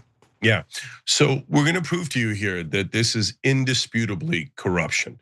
This means Democratic leadership is definitely 100% corrupt. And then I'm gonna tell you something you could do about it. So Elliot's gonna give you the facts, and then we'll talk about those 2 issues. Go ahead, Elliot. Yeah, so let's go ahead and just dive into some of what this resolution actually said that the DNC has already killed. RIP, we've barely had any time to mourn. So the resolution read in part, the use of massive outside spending to support or oppose candidates based on their positions regarding international conflicts or foreign governments raises concerns about undue influence over democratic debate and policymaking, potentially constraining elected officials' ability to represent the views of their constituents. So I would say that sounds fairly reasonable. I think if you live in a democratic republic and you vote for people to represent you, whose job is ostensibly to act in your own interests, and then someone comes along with a bunch of money and decides who they think should be elected based on their interests, then it's just kind of inherently undemocratic. Now, the resolution was submitted by Florida DNC member Allison Minnerly, which was a shock to me. I didn't know there were any Democrats still left in Florida, so Godspeed to Allison, and blink twice if you're in danger. But she submitted the resolution, and she included in it how AIPAC spent $14 million in last month's Illinois primary. The resolution was killed despite the fact that an overwhelming majority of Democrat voters do not look kindly on Israel, and by extension, AIPAC, probably as a result of, I don't know, constantly bombing Lebanon or helping us start an illegal war with Iran or that whole, genocide thing. But even if the Democratic base isn't happy about it, AIPAC sure is. The DNC, they said the DNC made clear today that all Democrats, including millions who are AIPAC members, have the right to participate fully in the democratic process, and we plan to do just that. So they're sticking to their guns, and one anonymous DNC member also told Politico that at least 2 presidential hopefuls were part of killing this resolution, which is in itself non-binding. So you can get out your Polymarket or your Kalshi or whatever and take bets on who you think it was. Now, this is juxtaposed with DNC member and critic of Israel, James Zogby, who said the party needs to wake up to these changing views about Israel of their Democratic base. And so how are these voters exactly changing their minds? Well, it's not exactly subtle. 8 in 10 Democrats and Democrat-leaning independents currently have an unfavorable view of Israel, up from 69% last year and 53% in 2022. Democrats under 50 are slightly more likely than older Democrats to say they have a very unfavorable view of Israel. That's 47% versus 39%. I would have expected that to be a slightly smaller margin. Now, 60% of Americans in general now hold an unfavorable view of Israel, which is a dramatic increase since 2022. I do wonder what happens, but fear not, folks, because if there is one Democrat politician who has his finger on the pulse of America, likely because it might be the only pulse he can feel, it's this guy. But I think more Democrats should listen to me and say be on the right side of history and holding Iran accountable And if you have to pick a side, pick our side, pick civilization, pick Israel. There was just a poll, I think it was today, Pew pointed out 80% of Democrats view Israel as negative. Like that's insane. You know, that's our special ally. That's the only place in the region that has the kind of values and the kinds of way that we live and what we want here as a Democrat. How is that possible that 8 out of 10 view Israel in a negative thing as Democrats? You know, and I know it's even more unpopular about standing and agreeing about epic fury, but I will be the only Democrat, you know, in my caucus that's proud to stand with Israel. And I also think epic fury was necessary. Yeah, so there you have it. There's a lot to unpack there. Why would voters be upset with Israel when they're our, quote, special ally? It reminds me of that meme of Fred Armisen when he's like, I'm just a little baby. I'm just a little special ally. You can't actually get mad at me. And I do think, however, Fetterman is right about one thing, which is that the US and Israel do share a fair amount of their values. So, Cenk, what do you make of all of this? Do you get frustrated? Does it not surprise you? Yeah. Well, look, I don't know that they do share values. Like, I hope America's anti-genocide, Israel's pro-genocide. I hope America's in favor of democracy. Israel hates democracy and has denied 5.5 million Palestinians democracy, self-determination, and freedom for 58 years. Americans were very clear that we didn't want more war. Israel wants endless wars. But Fetterman just can't figure it out. Why would they be against his beloved Israel? And I love that he's like, well, I already threw out the talking point of special ally. Why are you guys still objecting? Because your dumbass propaganda isn't working. Okay, that's why. So now I told you this is definitely corruption. Well, how can I prove that? Well, if 80% of your voters have a negative view of Israel, then you say, hey, no one should criticize Israel, or we can't even condemn the dark money going in to help Israel start these wars and fund this genocide. Well, then you're obviously going against your voters. I mean, with it in a democracy, that makes no sense at all. What is the only reason why you would go against the overwhelming majority of your voters? Because your donors told you to. And they gave you millions of dollars to defy your voters. That is the definition of corruption. So the Democratic Party works for their donors who pay them. Now, by the way, guys, I've been saying this for 20 years. And a lot of you think like that's the most obvious thing in the world. But the reason why I keep repeating it is because every national media reporter goes, no, that's not true. The politicians do not work for their donors. That's an outrageous conspiracy theory. And the idea that Israel might control the Democratic Party and the Republican Party is outrageous. Well, what just happened? Look at what just happened. They controlled the Democratic Party. Now, if you think they got a negative view on Israel, wait till you get their view on AIPAC, which is a deeply right-wing organization. And then wait till you get a load of Democratic voters' views on dark money. My guess is that is about 98% of Democratic voters who are against dark money, and the other 2% are the ones that give the dark money. So when you're defying 98% of your own voters, 80% at a bare minimum, there's only one reason you would do that, because you were bribed to do that. That is super obvious to anyone who's not brain dead or a mainstream media reporter. It's pretty much the same thing, right? Yeah, go ahead, Elliot. Yeah, it is pretty obvious. I do feel like confusion for Fetterman just at this point should be a pretty comfortable feeling for the guy. I don't know what he hasn't been confused about. I don't know how feigned it is. Like, I don't know if he's getting out there. I just don't know. It's like this sort of like innocent demeanor he tries to put on, but it's like, why are you ignoring the elephant in the room of all of the things that Israel has done just in recent history and pretending as though everyone should just shut up about it? I do believe him when he says, though, that he's going to stand by him. I mean, he seems to have definitely drawn the line in the sand, to say the least. Oh yeah, for sure. And now there's rumors that he's going to flip over to Republican in the next election, and that makes sense. I mean, he'll get routed in a Democratic primary. But now this, what can you do about it, right? I mean, this is basically the Democratic Party giving a middle finger to its voters, going, we don't give a damn what you think at all. We don't care if 8 out of 10 of you, 9 out of 10 of you, 10 out of 10 of you, we don't care. We're corrupt, we work for rich people, we work for AIPAC, shut up, right? So, okay, but then what do? Well, number one, eventually in 2028, do not listen to Democratic leaders. They're the ones betraying you. They're the ones who screw you every single time. They're the ones willing to lose elections. The DNC also buried their autopsy of the 2024 election when they found out it was Kamala Harris's support for Israel that cost us the election. And they would rather lose again and again and again and again so they can keep taking bribes from AIPAC. Because guys, if you think like, well, what's the point of the bribes if they just lose the elections anyway? Because their careers continue unabated, and all the consultants and all the politicians stuff the money into their pockets. They don't care about you. They've never cared about you. So for God's sake, pick an honest Democrat. You could find one. He's all over television. He seems like he's the only Democrat right now.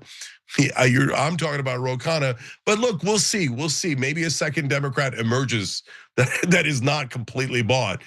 Wouldn't that be amazing if there were two honest Democrats in the country? Of course, there's Bernie Sanders and a couple other good guys like Jamie Raskin and stuff, but those guys aren't going to run for president. So, but what can you do today? Well, at 8 o'clock Eastern today on The Revolution, that is a show that I do on the TYT network, following the Young Turks every day, Monday through Friday. At 8 o'clock tonight, we're going to take action together, me and the audience together, and we're going to ask every presidential contender in the Democratic Party, or almost all of them, hey, was it you? Because Politico reports there was 2 presidential candidate contenders who called in and said, don't you dare. You must follow AIPAC, okay? I'm gonna take money from AIPAC and I'm gonna use it to defeat honest Democrats. So you could vote that down, you understand me? So who was it? Now look, they're not likely to confess, but the people who didn't do it will say it wasn't me. And then for the folks who didn't say it wasn't me, it'll start to get weird. So let's do some accountability here and figure out which Democratic presidential candidate contenders betrayed 8 out of 10 Democrats. Amen. I like that. Or you make a bet on Polymarket. Do whatever you want to do there. You know, I mean, my bet is online gambling will destroy the fabric of this nation. But if I were a betting man, I have my contentions or my contenders for sure on who it's going to be. Yeah. By the way, I don't know who it is. I know some people are speculating, but there's so many people who take money from AIPAC. Like honestly, almost all the contenders outside of AOC and Ro Khanna and Van Hollen take money from AIPAC, so it could be any of them. Throw a dart. Yeah. All right, we'll be right back, guys.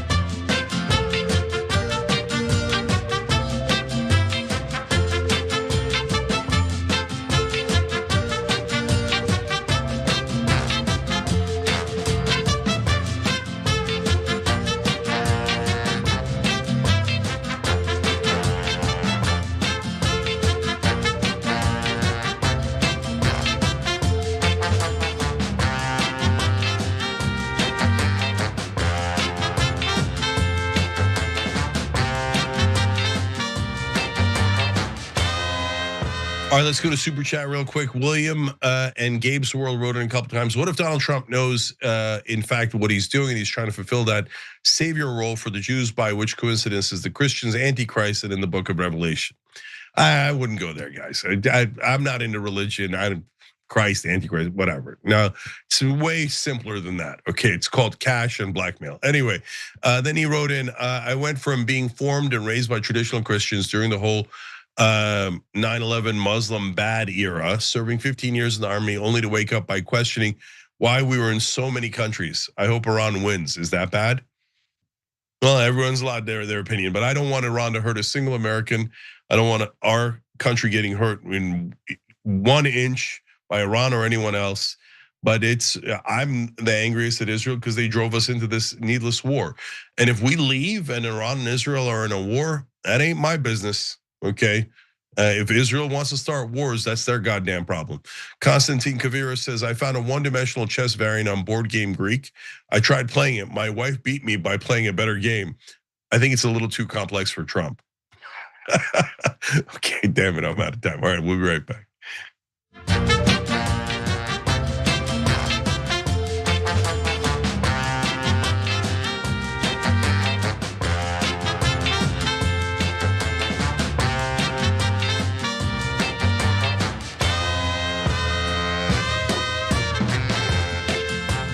All right, back on TYT, Cenk and Elliot with you guys. More news. So Donald, my wife did not have sexual relations with that man. Trump and Tucker Carlson have been trading blows throughout Trump's second term. Don't you hate when dad and dad start fighting? But things got really heated on Monday when Carlson exposed Trump for, you're not going to believe it, rejecting the Bible.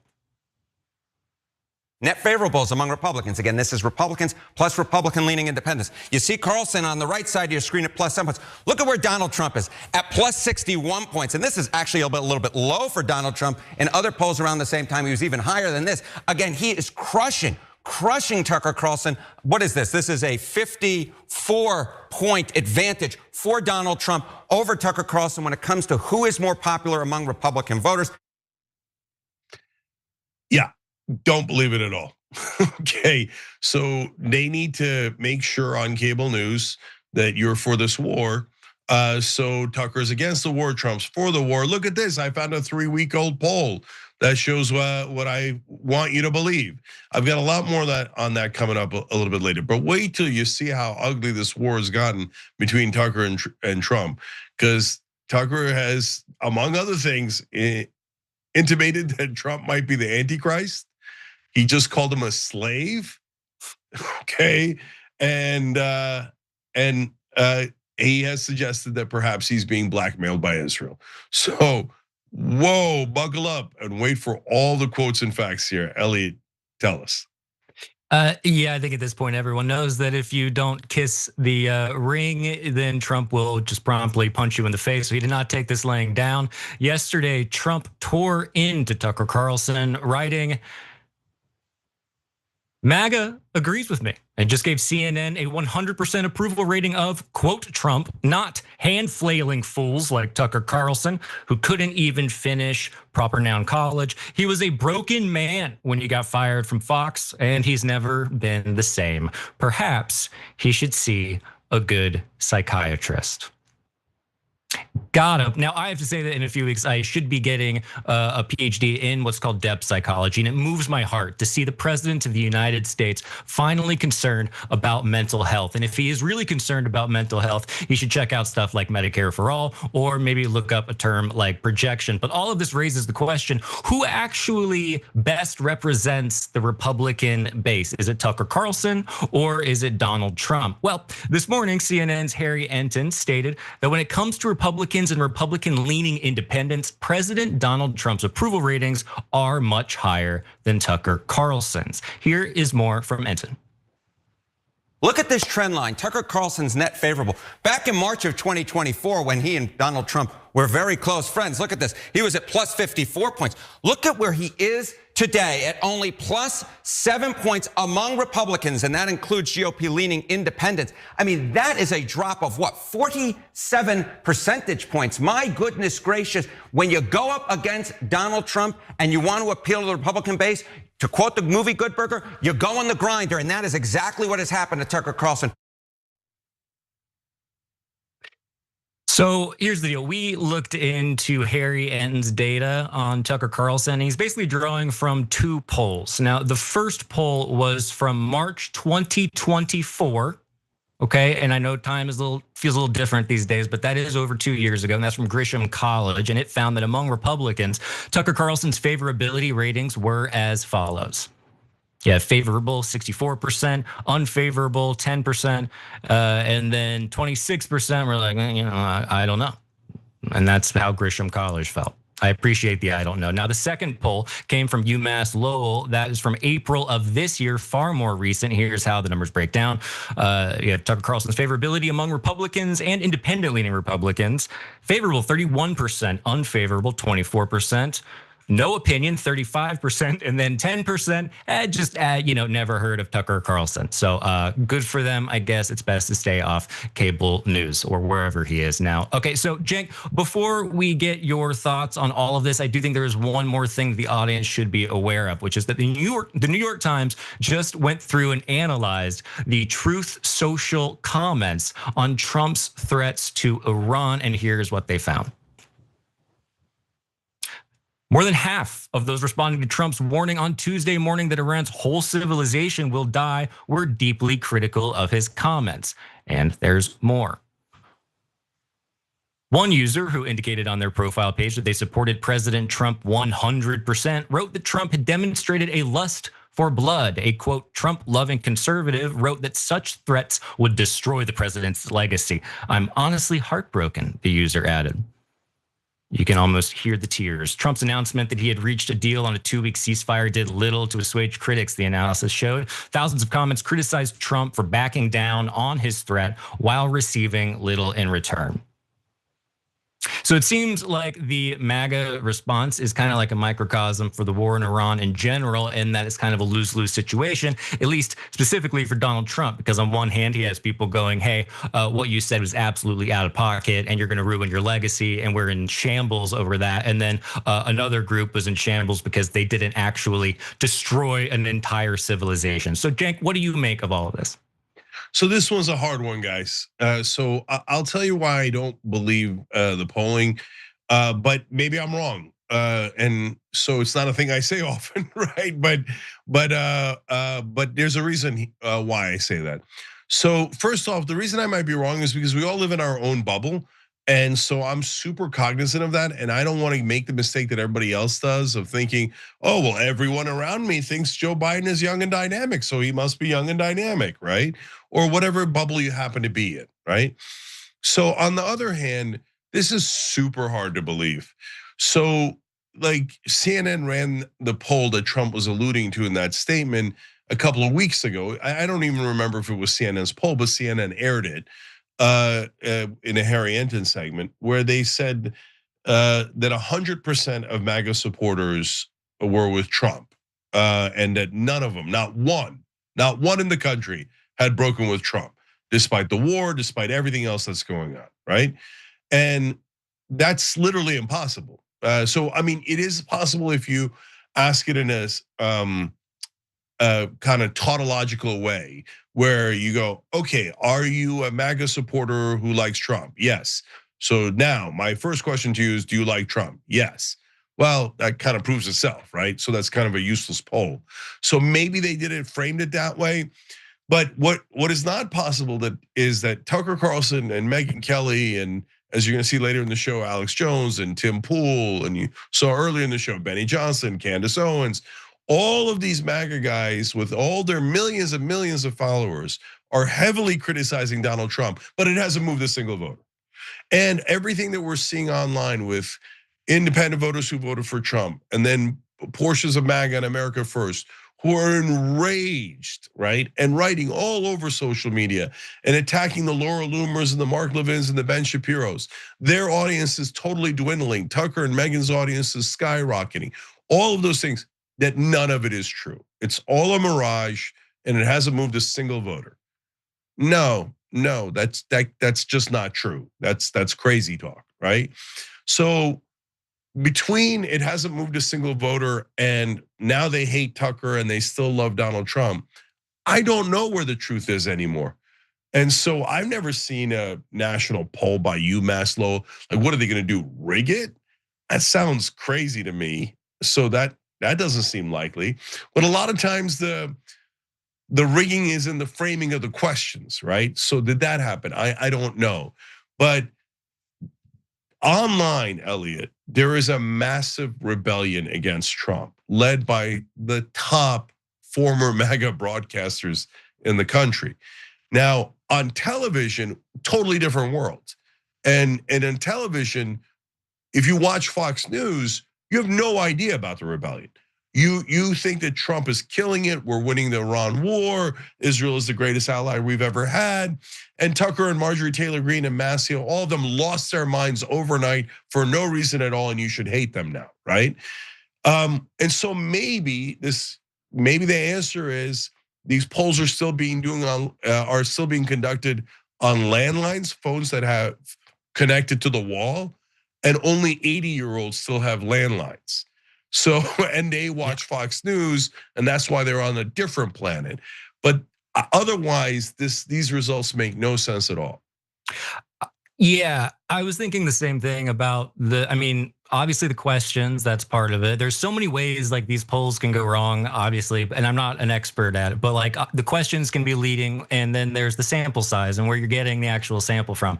I think that is a big part of it. Like you're saying, they're doing landlines and they're only talking to people who watch Fox News. But I do wonder, like if you zoom out and you look at how horrible the economy is doing and you look at how high gas prices are right now, I do wonder if a lot of people in terms of their media diet are basically like fasting. Like maybe when it comes to something like the war in Iran, where they have all of this massive support for it, that's coming from maybe like a subset or cohort of people that are just completely unplugged, almost entirely from the media zeitgeist. And I don't know how much that would it still wouldn't make up for, or it still wouldn't support that big of a number, like they're saying, and 100% is like a mythical number at this point. But I don't know, it is very curious, and it does make me feel a little bit crazy when I see people online that are like jumping ship, and then you're like, oh no, apparently they're not. That's all, what are they, bots? I mean, it's all very, very strange.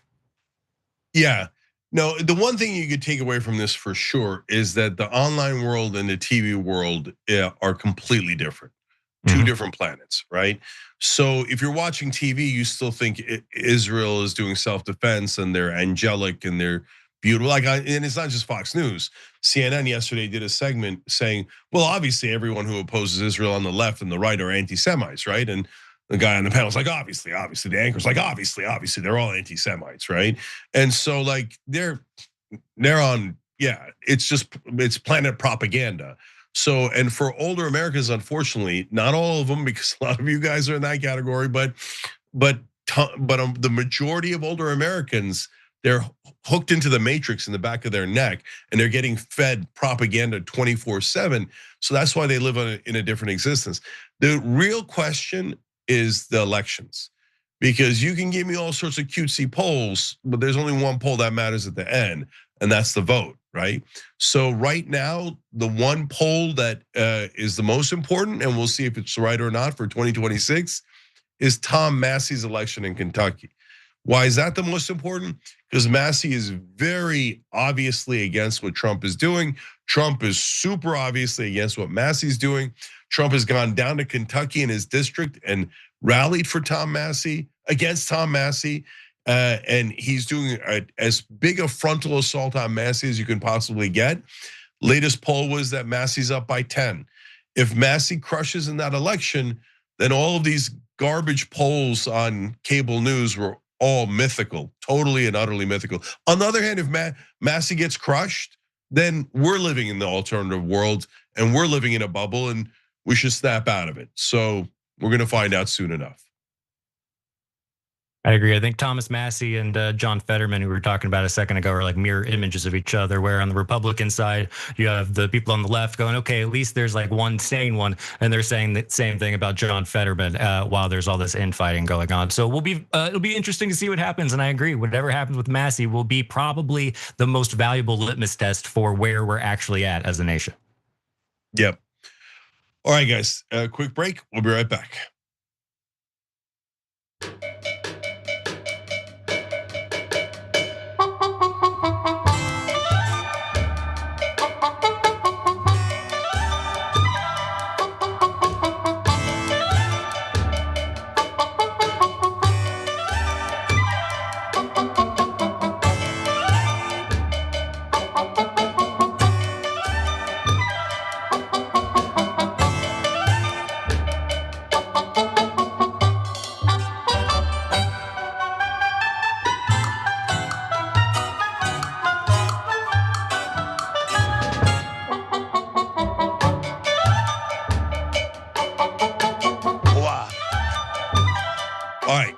let's go to members on tyt.com. Pseudo Dragon says, Cenk, how much is Haas gloating at family dinners now that he is mainstream media and the DNC's public enemy #1 instead of you? You know, funny enough, we never ever talk about it. So no, he's not gloating, and it's insanity, total insanity, right? Like cable news has criticized Hassan Piker more than they've criticized Israel. What kind of ludicrous world do we live in? Okay, Eclectic Miscellaneous asks, inquiring minds want to know, who is that a bust of on your bookshelf, Elliot? Thank you for asking. That is a phrenology bust. It's kind of a joke. I don't know if you guys are familiar with phrenology. It's back in the day when they thought they could feel your skull to figure out how smart you are. So it's kind of a gag. No one in particular, but you can imagine it's you if you want. It's very generic. It's such a intellectual thing. I love it. Okay. It's so dorky. No, I can't get enough of it. That's great. That's as good an answer as we could have gotten.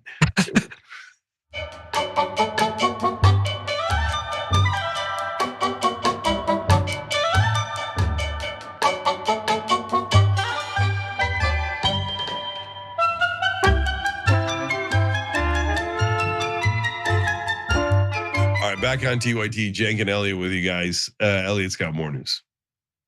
Well, it turns out Tucker Carlson has also responded back to President Donald Trump in this little volleyball game they got going on. He responded to Trump's insults by asserting that Trump is currently getting blackmailed by Israel. So, Cenk, what are your 2 cents there?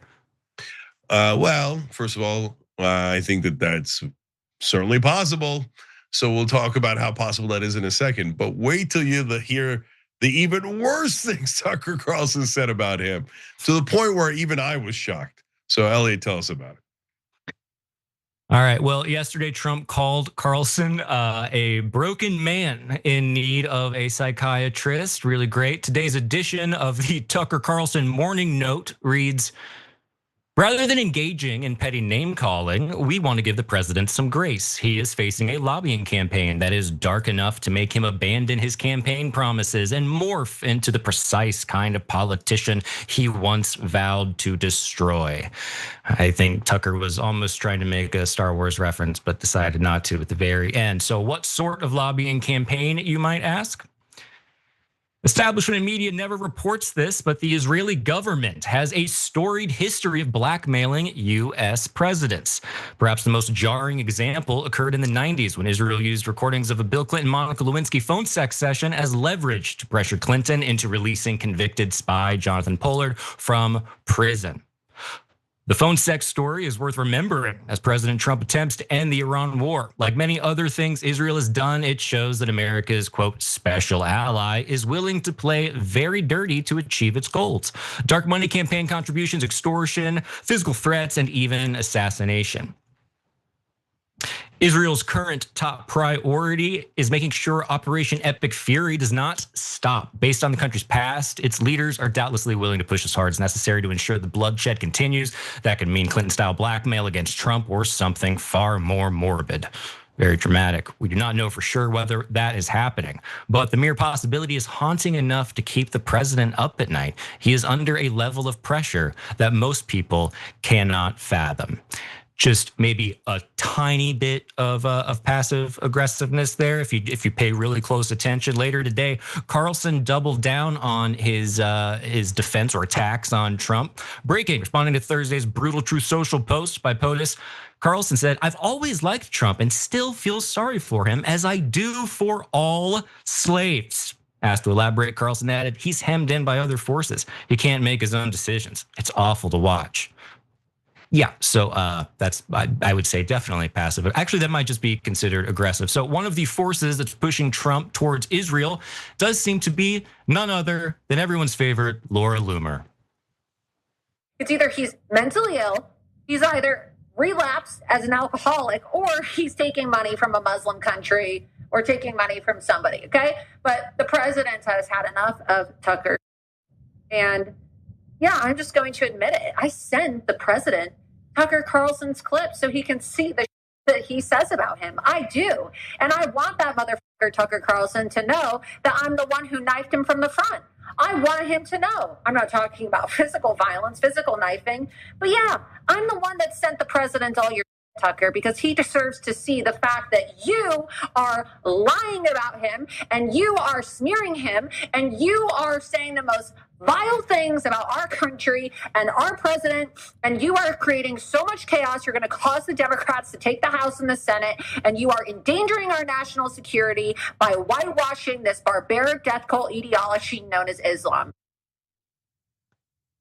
Just want to give everybody a few moments to pick up the brain cells that probably just fell out of your head and jam them back in there, because Loomer isn't about to stop there. So today, Benny Johnson said that Benjamin Netanyahu should be banned from the White House for pushing Trump into the Iran war. Well, Loomer wasn't going to take that sitting down. So in response, Loomer is now attacking X accounts that are sharing his comments. Have you noticed how Daily Caller, which was founded by Tucker Carlson, has become a propaganda arm for the Catholic Church and anti-Israel propaganda? Looks like Tucker is still very much involved with Daily Caller. Daily Caller or Daily Stormer? Hard to tell these days. Burn. Got him. All right, Cenk, what do you think about this? Are you enjoying the fight, or are you hoping they all just kind of get along? No, I don't want them to get along. So no, I have a very clear side. I don't hide it. So first, let's talk about Laura Loomer real quick. Notice she said that Islam is a death cult. Imagine if anyone had said Judaism is a death cult and the Jews are in a death cult. Obviously, CNN would have 200 segments on that. That person would be canceled forever and ever. No one would ever be allowed to talk to them. Meanwhile, Laura Loomer's firing people at the White House, and no one objects. Everybody's cool with it. They're like, oh, yeah. That deeply racist, bigoted person has enormous power over the White House. So, and I'm not even talking about the clips she's sending about Tucker Carlson to Donald Trump. That's like good Israeli propaganda 101. Hey, smear your enemies. Make sure that you brainwash the president. Etc. By the way, why is the president listening to Laura effing Loomer? Who the hell is she? Who the hell is Laura Loomer? Like, that's insane in and of itself, right? So I don't like, and I'm so sorry that I'm going to do this, and I don't mean to draw the comparison in terms of content or anything along those lines or radicalism, but Harry Sisson, super popular on the left, right? And he's online like 1,000 times more popular than Laura Loomer. If Joe Biden was constantly like, hey, Harry, who should I fire at the White House? People would be like, whoa, what the hell's going on, right? And so, whereas Laura Loomer, like a pipsqueak, a pimple on anyone's ass, coming around going, oh, you're fire, hey, Tucker Carlson, fire this person. Israel says no, Israel says fire that person. And Trump's like, oh, okay, hold on, I'm writing down the names. Yes, sir, yes, ma'am, whatever you are. Okay, so what is this? And no one in media is canceling her, even though she's like an avowed bigot. She says the most disgusting things about Muslims nonstop, and she doesn't hide it, right? But just giant double standard. Okay, so that's baked in. And so now let's move to the main fight, right? Tucker versus Trump. So let's now note for the record what Tucker started with there. Yeah, Bill Clinton was threatened by Benjamin Netanyahu, and he had two requests. He said, I want Jonathan Pollard released, pardoned. He's the traitor that gave our secrets to Israel, top secrets. And by the way, they were in the middle of the Oslo Accords, and Netanyahu wanted more favorable treatment. Like Bill Clinton saying nonstop about how the Israelis made a great offer. The Israelis, the goddamn Palestinians wouldn't take that brilliant offer by the Israelis. It's all their fault for being enslaved. They should be occupied for longer because they didn't take the offer, okay? So wait. How the hell did Netanyahu have tapes of Monica Lewinsky and Bill Clinton before anyone else? And why was that not the largest news story in the country? Why did no one in mainstream media cover it? That's insane. You know who covered it? The Israeli press. Almost like a, we got you by the balls. What are you gonna do about it? Now mainstream media goes, oh no, that same Netanyahu from that same country would never blackmail a US president. That's an outrageous conspiracy theory. He already did it. Like it's not. It's like saying OJ harming anyone. That's an outrageous conspiracy theory. Okay, so now that part is totally true. If you're not wondering if Trump is blackmailed by Israel, you're not paying attention. It doesn't mean that they're definitely doing it. And we don't yet have any direct evidence. I want to be super clear about that. But is it a legitimate question? Of course it's a legitimate question given the circumstances. And every time Netanyahu calls, Trump changes his position to Netanyahu's position. That is super strange. Imagine if the Bolivian president called Reagan like 12 times, and every time the Bolivian president called, Reagan changed America's position to a pro-Bolivian position, and one that hurt America. You'd be like, on the first one, you'd be like, oh, that's strange. Second one, super strange. On the 12th one, you'd be like, what does Bolivia have on Reagan? Right? Like, these are obvious questions, right? So then when you get to the slave part, okay, now we're in World War III, right? Now he's like, Tucker's like, you want to call me low IQ? You want to call me nuts? All right, now we're gonna go all the way in, okay? And this is a death match. They've entered the octagon and only one's gonna come out, okay, politically. And you guys can all lay your bets wherever you like, and I am a gambling man. I will guarantee you this, by the year 2028, Tucker Carlson will be infinitely more popular in the Republican Party than Donald Trump, infinitely. Okay, so let's see. Now, everyone on cable news is, including Harry Enton and CNN, we showed it to you earlier today. They're like, Tucker's not at all popular among Republicans. He has no support at all. The Republicans love Donald Trump. Republicans love the war. They love the war. Keep the war going. Okay, all right, let's see how it goes. Let's see how it goes. Elections tend to be clarifying. And so I don't even know that Trump's even gonna make it to 2028. I mean, he is a house of cards. So let's see how it goes. And Elliot, am I on one side or the other? Of course, I'm on the side that's against the war. I'm on the side that says another country shouldn't control us. That doesn't mean I agree with everything Tucker says, but on this issue, not close. Tucker's 100% right, and Trump's 0% right. Yeah, I also think that, I mean, when you're having these conversations, like how Laura Loomer's bringing up Islam and calling it a death cult, I think that's a great example of why having ethno-states is just generally speaking not a good idea, because it immediately muddies the water, and you can't talk about foreign policy without bringing in all of these like religious connotations, and I think that just gets very complicated, and it's not accurate. So I will say Tucker Carlson calling Trump the idea of calling someone a slave blows my mind anyway, but that's neither here nor there, I guess. So I hope they keep fighting, and I hope the war stops. By the way, real quick, because this is such a good point. Like, to me, it's obvious that Saudi Arabia calling itself a Muslim state and Iran calling itself a Muslim state is a terrible idea. But if you say the idea of Israel calling it a Jewish state is a terrible idea, you'll be canceled to no end. So like, can we have a normal principled stand irrespective of religion? And mainstream media that claims to be objective says, no, you have to say Israel is good and the Muslims are bad. No, shut up. You guys are biased, you're disgusting, and you're almost always wrong. Okay, let's go to the next story. Let's dive into it. I will not let you down. You will be very, very impressed, I hope. President Trump, you promised to never let me down. But now you've let yourself and America down. Thank you so much for delineating that I'm not with you, a sinking, burning ship. The left attacks me and says, oh, you admit he was bad the whole time. You made a mistake. No, we got a lot of good done with him. I'm proud of the fact I went through hell to support Trump. But I have integrity, and I will now stand against this new Trump, who by the day becomes more demonic, more twisted, and more sick. Heartbreaking. Yesterday, Donald Trump, alas, signed the divorce papers between himself and conservative media figures. You know, the ones that helped get him elected, folks like Alex Jones and Megyn Kelly and Tucker Carlson. And as much as Trump wanted this to hurt him, apparently they're doing just fine. And they have no problem with what he's doing. They're going, hey, we'll actually see you later. So Cenk, what is your reaction to this out of the gate?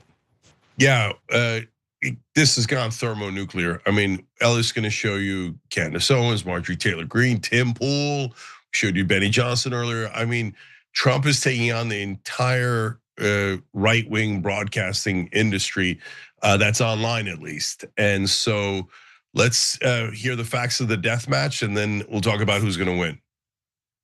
Yeah, pop your popcorn. So in a very long-winded rant yesterday, Trump took aim specifically at Tucker Carlson, Alex Jones, Candace Owens, and Megyn Kelly. So we already gave you Tucker Carlson's reaction, but the others on that list and other prominent MAGA figures, some of whom wear beanies, have also responded, and not positively at all. So Candace Owens posted on X, "It may be time to put grandpa up in a home." Uh-oh. Now, Alex Jones seemed to be a bit more heartbroken, but was more so sad at the nosedive Trump has taken. It seems to be a common theme in MAGA right now, especially since the start of his second term. Well, President Trump came out on Truth Social and attacked myself and all the original MAGA supporters today. And I'm just so sad that whatever's happened to him has totally changed the man he once was, because he did so much good. I supported the old Trump that got so many good things done. But at the end of the day, I just feel sorry for him and pray that God touch his heart and soul and free him from the demonic influences that he's under. Was I somewhat naive? Did I defend Trump too long? He did so much good? Yeah, I did. Are people that, said I defend him too long, are they right? Yeah, it looks like they are. Fine to a victory lap. But I did it from a place of believing he was the lesser of two evils. And I guess at the end of the day, justice be done may the heavens fall. There's no such thing as lesser of two evils. So I took the establishment attacking him as the sign I should support him. I took myself being attacked for supporting him as a sign I should support him. And now it's certainly clear that this new Donald Trump is somebody we shouldn't support, and I'm not. So I'm energetically opposing him. I'm calling for the 25th Amendment if he continues to call for nuclear war and genocide.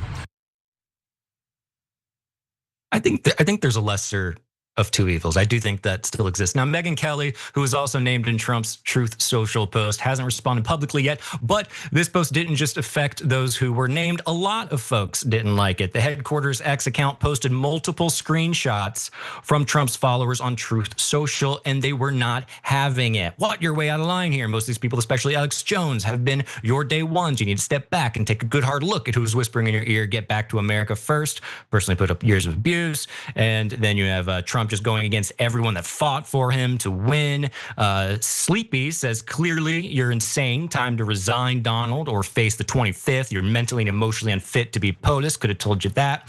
Quirkham says, Trumpy is mad that the people who believed and spread his campaign lies don't believe him anymore. What a deranged lunatic. And the gray area says, so we can only listen to Mark Levin for news. These people helped get you elected. You are actively alienating your base every day. This is sad. And finally, the pot calling the kettle black. Hilarious. Sounds like a fifth grader. Donald Trump is a loser. Everybody knows it. Total psychopath. Low IQ. The lowest. Everyone knows it. I actually do agree with all that. He's so insecure. He has to battle. Belittle his critics. What an embarrassment to the United States. Someone get this man on meds immediately.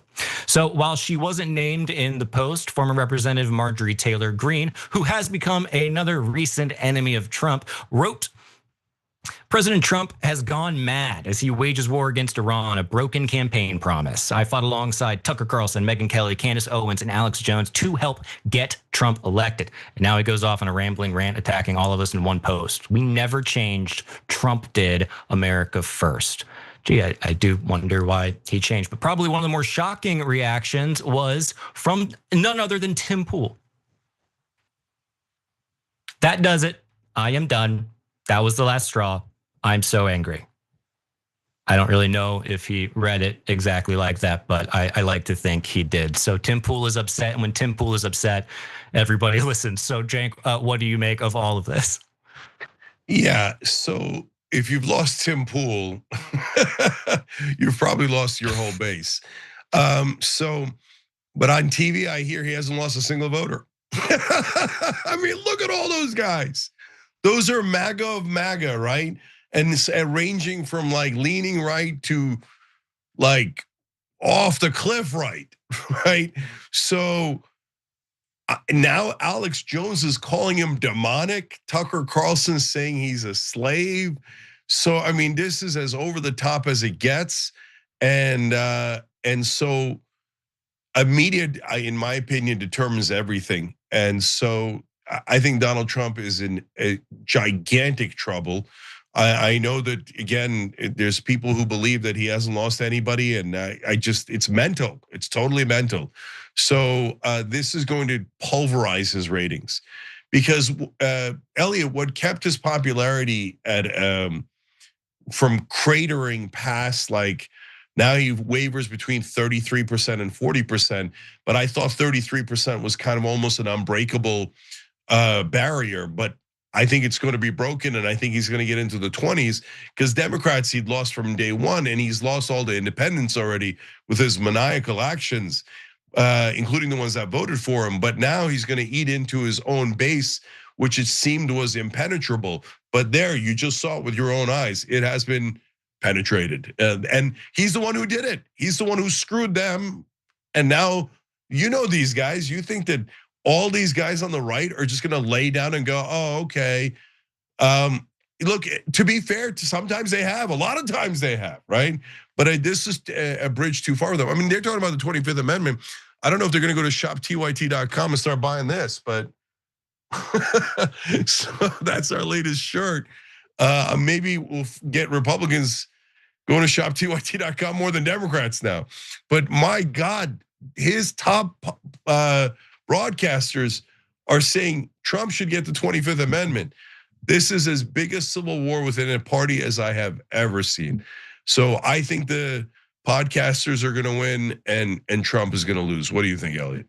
I really hope you're right about at least the base and that 33% mark. I do wonder if there's like a sunk cost fallacy where they're just going to absolutely, like, some people are just too far in. And I know we've been throwing around a lot of gambling metaphors, but that's one where I think that they've just like invested too much at this point, and there's too much social capital in their support of Trump. But I do think that there is room for it to go down at least a little bit. As for the podcasters, yeah, I think they're going to come out on top. These are media savvy people, and Trump used to be a media savvy person, and I don't think he is anymore. I think he's lost a little bit of his magic touch. But is that wishful thinking? I guess we'll see. Yeah, and so, by the way, part of the reason why they're reacting this way to Trump is not because they're angels, but because their own audience is telling them, if you don't come out against the Iran war, if you seem like you're kissing Israel's ass, then we're gonna hate you and we're gonna leave you. And the idea of losing their audience is the one thing that they're more afraid of than Donald Trump. So, all right, battle royale. We're all gonna see with our own eyes who's gonna win soon enough. Okay, Elliot, you're awesome. Everybody check him out on Rebel HQ. Great to see you here, brother. Terrific job. And when I come back, we're gonna do the revolution. I've already started. I'm putting out tweets, and I am hoping that you guys participate. We're gonna try to find out the moles in the Democratic Party. So come back and let's do that now.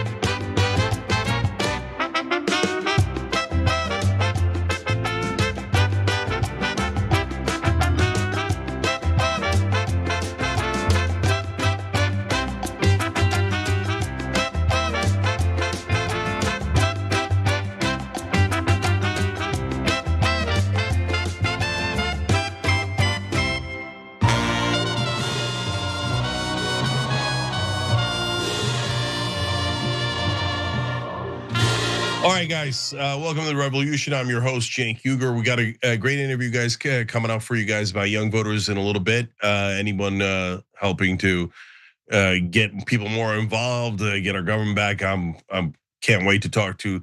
We're gonna do that in a minute, but first, we're gonna do our another action item here. So on the revolution, we try to take action and make a difference, and it's nonpartisan. And we want our government back. That's the whole point of a political revolution. So today we're going to do something where we need your engagement and interaction. So in this case, if you have an X account, that is very, very helpful because we're mainly doing this on X. If you want to do it in other places, God bless your heart.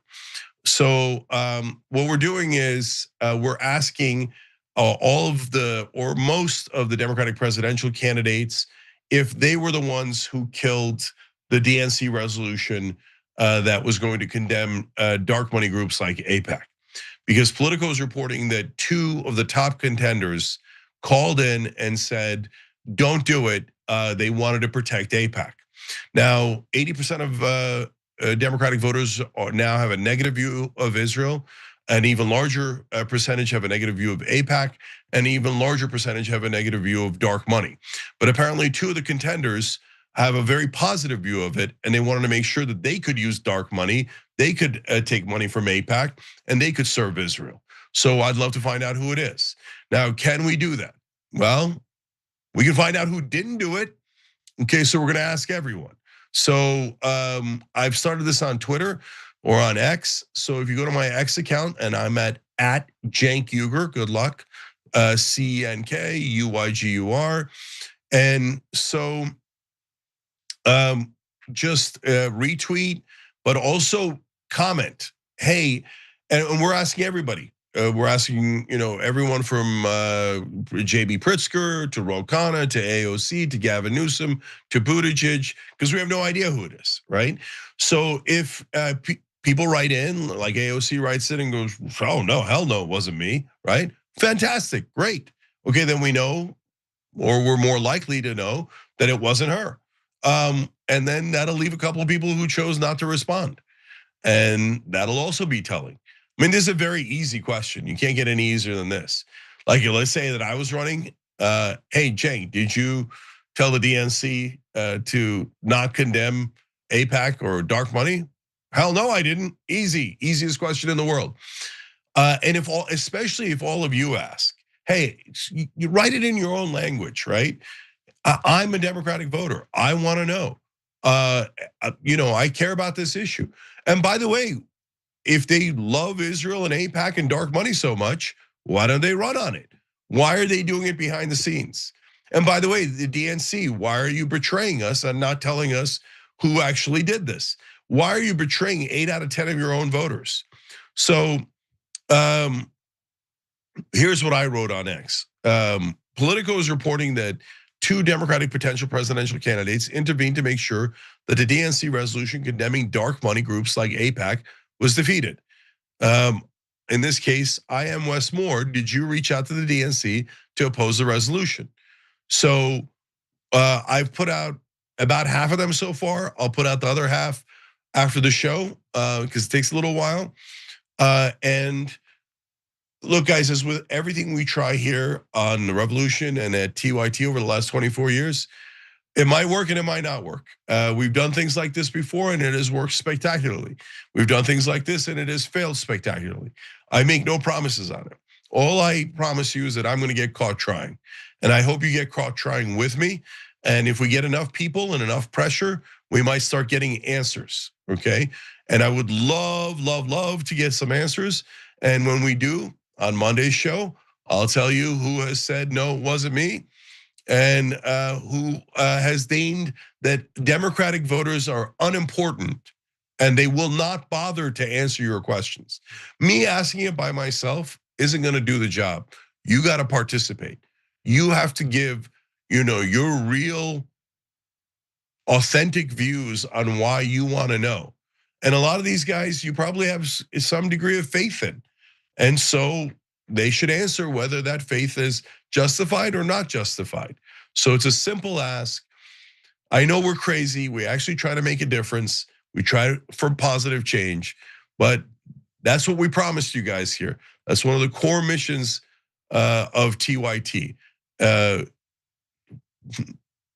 For boldly, by the way, if you don't know, the three are boldly pursue the truth, challenge the establishment, and drive positive change.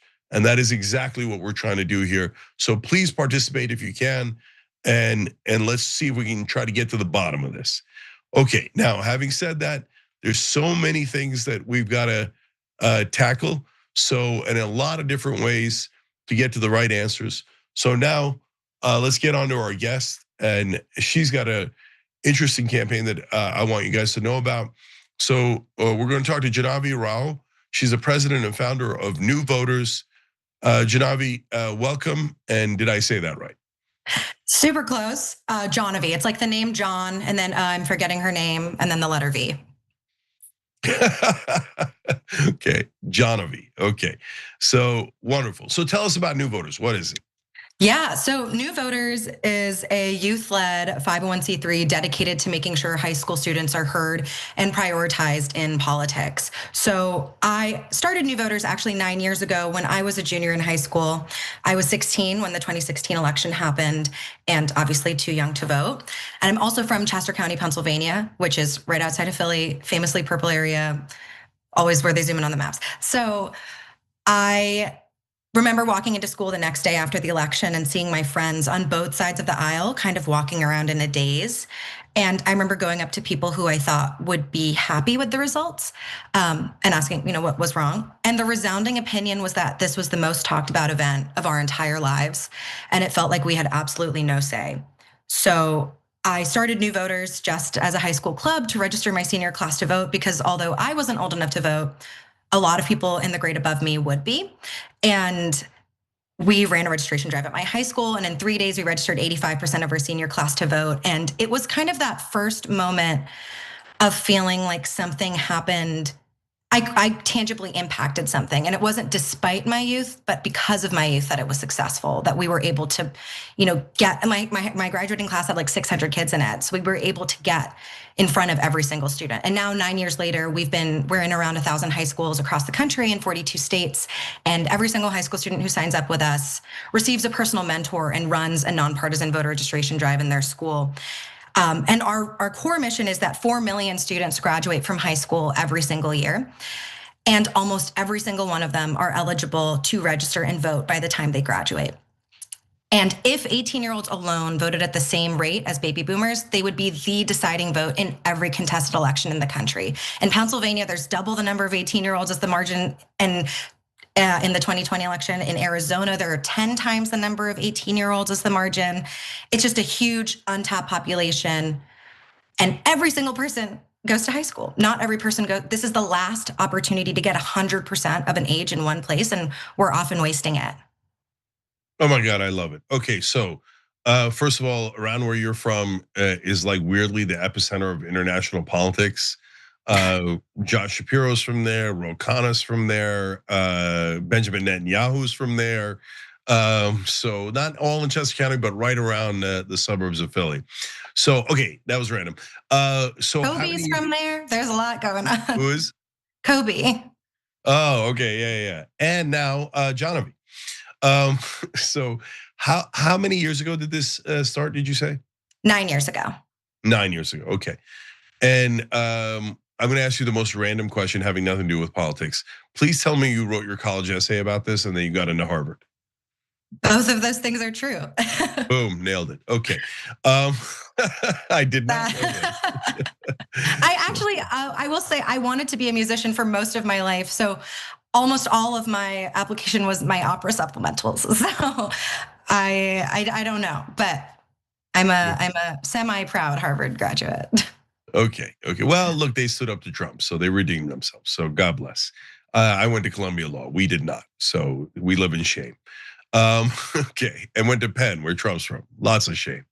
Okay, anyways.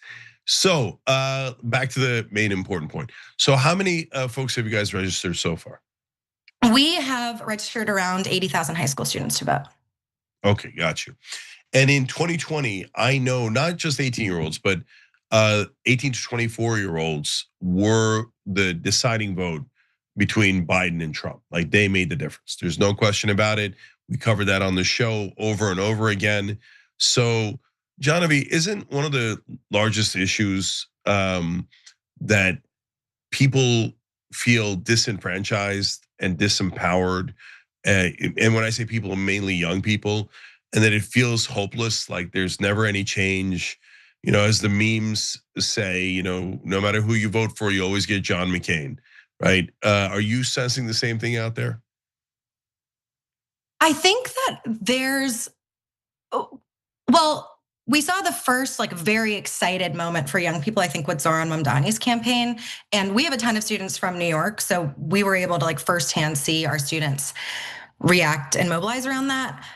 I do think that young people are not a monolith, but also very much not inspired by the candidates that they're seeing. There's a huge tendency, I think, by both parties to want to go back to something, whether it be make America great again or restore democracy. And for the high school students I work with, they don't remember a president before Donald Trump. They were born doing school shooting drills after they're born after Columbine, born after An Inconvenient Truth came out. They were going to elementary school during COVID. Their whole life has been categorized, I forget the word. Their whole life has been determined by governmental failures. And the idea of going back to something is not a compelling thing for these students. It's you want a new thing. You want something that works better than it did before. And when you see that offered, you see young people jump on it. And I think a lot of people's tendency when they talk to young people to say you have power, there are enough 18-year-olds to make a difference and therefore you should vote. However, you don't make a young person believe they have power by saying you have power. A young person believes they have power by experiencing it. And I'm sure you can remember the first time that you experienced having power and the ability to make a change in your community. And that's what I think that that's the first step to having a civically engaged population, is having young people believe that, okay, there's a pothole in my front lawn, I can fix it, I can fill it, and so on. Yeah, and so that's why I'm worried our politicians disempower us. But yeah, I remember how that feels when you do something and it works. It feels amazing. We started Just Democrats on the show, and then oh my God, they won. AOC won, Rashida Tlaib won, all these other things happened. It was just the most spectacular thing until they chose not to do much in Congress. But anyways, that's a different issue. So I'm going to throw out an idea for you. This is the most random set of questions that I've ever asked. So are you guys? You should. It's a question. Have you considered doing state competitions like Alabama versus Connecticut? Because then it's just totally nonpartisan, right? Presumably there are more 18-year-olds who are Republicans in Alabama, more 18-year-olds who are Democrats in Connecticut. Well, let's see who can register more voters. I honestly love that idea. We actually work with quite a lot of state governments to facilitate their high school voting challenges. So we're the high school voting partner for the Arizona Department of Education. So I'm we should have these states be doing it against. I think that's a fantastic idea. And yeah, I'm on board. Let's make it happen. Okay, I got another idea for you. Now that we're on a roll. Yeah, keep going, keep it coming. I'm taking notes. Within the state, whichever high school registers the most voters gets a pizza party for the seniors. So we are actually now becoming the official voting partners for the Pennsylvania Association of Student Councils. And as I'm sure you know, the student councils run the schools and all of the schools. So the winning high school gets a pizza party, but I love it on the state level. There are some legal things around incentivizing voter registration and rates of voter registration. But you can certainly incentivize a multi-day and very experiential and involved voting. So yeah, pizza party, a wall of water bottles, tickets to concerts. These are the things. Yeah, so some states register people at the DMV. So you get a driver's license, you get registered to vote, right? So that is super effective. It gets more people involved. Again, all this is nonpartisan. At the DMV, they don't know if you're a Republican or a Democrat, right? And they're not asking. So if everyone registered as they're coming out of high school when they're 18, then everyone would be registered, right? Which is actually the whole point of your organization, right? So is there any movement to get the states to kind of mandate it like they do at the DMV? Some of the states do. Mandate that it's available at the DMV? No, that mandate that high schools register 18-year-olds to vote. So funnily enough, over like a huge number of high schools, states actually have in their state constitution that high school voter registration is mandatory. Texas, Pennsylvania, California. We did research, our high school team, and we have a typology of every high school, and it's literally in the state constitution. It's just an unfunded mandate. It gives organizations a leg to stand on when they go to high schools, and I mean, including New Voters, and we're like, we want to support a student in running a drive at your school, and then they're like, no, it's political, we can't do it, and we're like, actually, it's not only allowed, it's in fact mandated at your school. So it does exist. The question is, should the burden of that often falls on really overworked like election offices. And you want to figure out, okay, should that fall on the Secretary of State? Should that fall on the school? Should that fall on the LEO? But I'd love to hear your thoughts about like, this does exist. This is something that we actually like go to high schools with a lot. And we're like, in fact, in your state constitution in Pennsylvania, it says that every single public high school must provide voter registration forms to every high school senior. Wow, interesting. So how can we better effectuate that?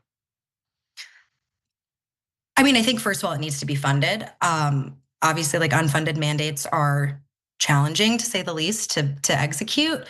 And especially when you're putting the burden on election offices and teachers, who are some of our most overworked and underpaid people. Obviously, I would love to make new voters obsolete. That would be I mean, first of all, voter registration shouldn't exist, but that's besides the point. But we should make sure that every single high school student is voting and registered to vote. There's something to be said about like automatic voter registration sometimes has lower rates of translating into voting as a practice because it's not tied to a conversation. When we have high school students running voter registration drives in their high schools every single day. And the reason that those drives are effective is because when I ran my drive, I was a music kid. I was able to get all the music kids to register to vote. And I was able to talk to them and be like, hey, our school board decides things about our stuff. And my friends were able to go into their locker rooms and get their teammates to register to vote. And I cold called people's parents from the phone book, which was an insane thing to do, but I did it. So, there are things that you get from having an on the ground grassroots campaign that I don't think you should. I think that this being student-led is deeply important, both as a way to create agency amongst young people, because it is one of the most tangible ways a young person can see something actually happen. A lot of the times when you ask young people to engage in democracy or in politics, especially when they're too young to vote, it can feel really like untangible. It's like, sign a petition or do something. And it's not that those things don't matter, like they do. But I think that it's really disempowering when you continuously have young people do things that don't result in something actually happening. And I think voting can often feel like very intangible and abstract.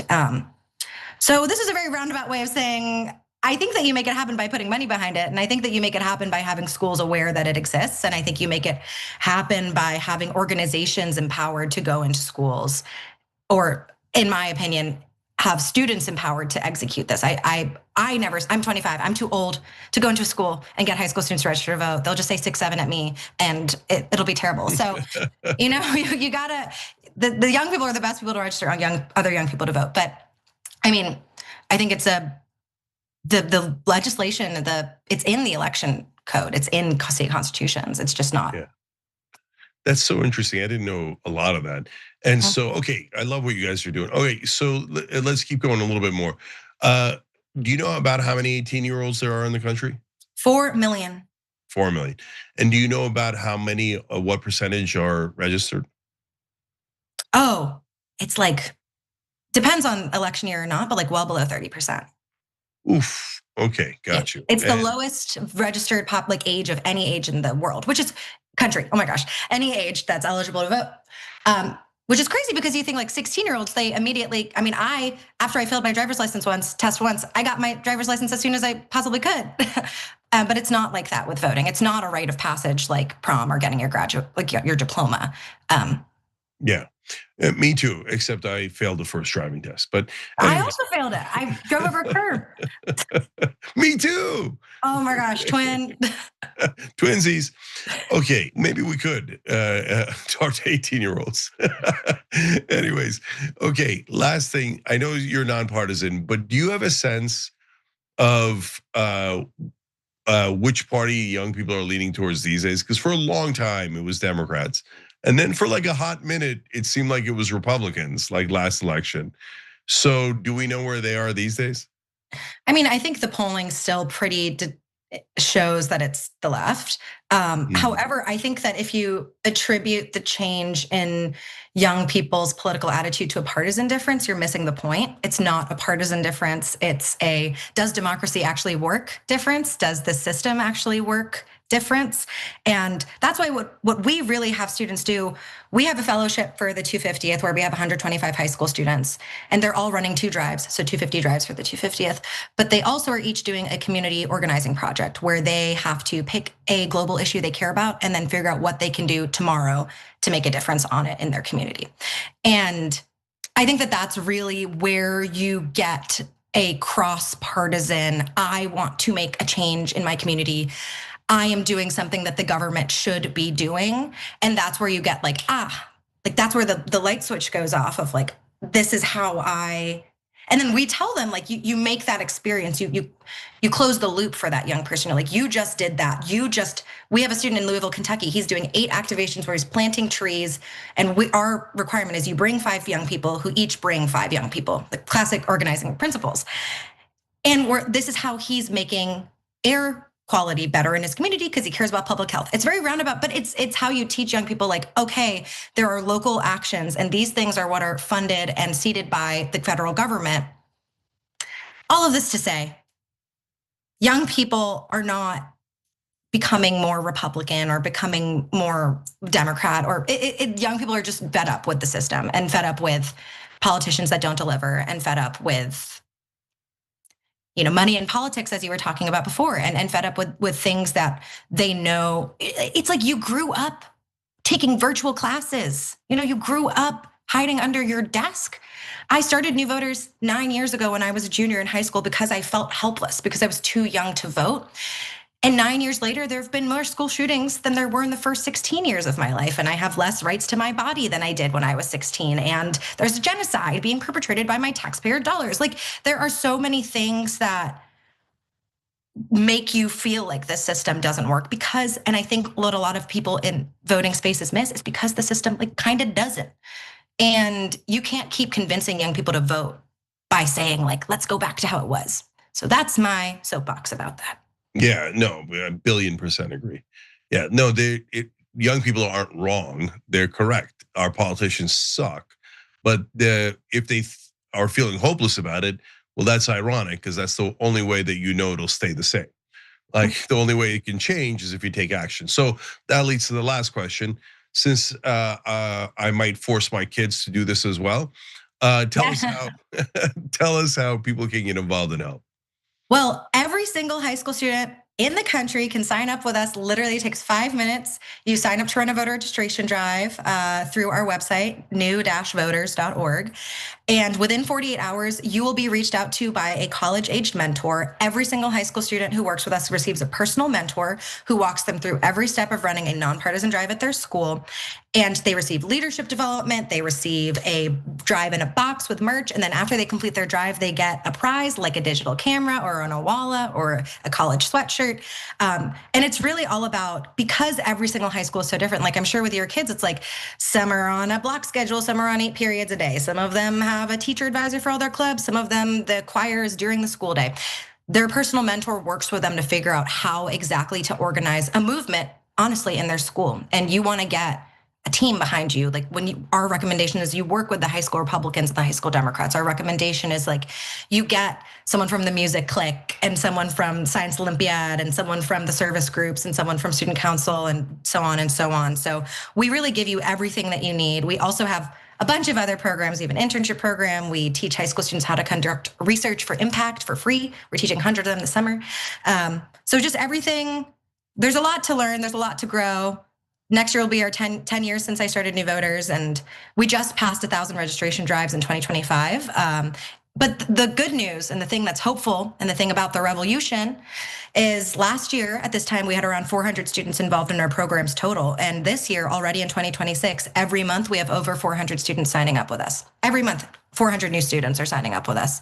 So, and they're not even like, it's not even the 2026 buzz. High school students aren't really clocking into that yet. I mean, people generally across America are not clocking into that. It's the, let me do something that actually matters. And thankfully, we're resonating with young people as that thing that they can do.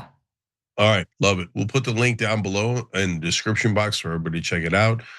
Genevieve Rao, president and founder of New Voters. I appreciate you. Thank you for doing what you do. Thank you, and I appreciate you sharing your experience of feeling hope, because I think that that's what feeling power, because I think that we need to talk about those moments more. We're all about Operation Hope here. All right. Thank you for joining us. Appreciate it. Okay, so guys, don't forget, go on X, help a brother out, help this movement out. Go participate. Excuse me, repost what I wrote. Write your own things. Ask your own questions. Put it in any way that you like in the comments section, and let's try to get these Democratic candidates to answer the questions. And we'll go one by one and try to figure out who is the person who is in favor of AIPAC and dark money that pressured the DNC to kill a resolution that overwhelming majority of Democratic voters are in favor of. So let's try to do that over the weekend. I'll let you know how it went on Monday. Love you guys. Have a beautiful weekend.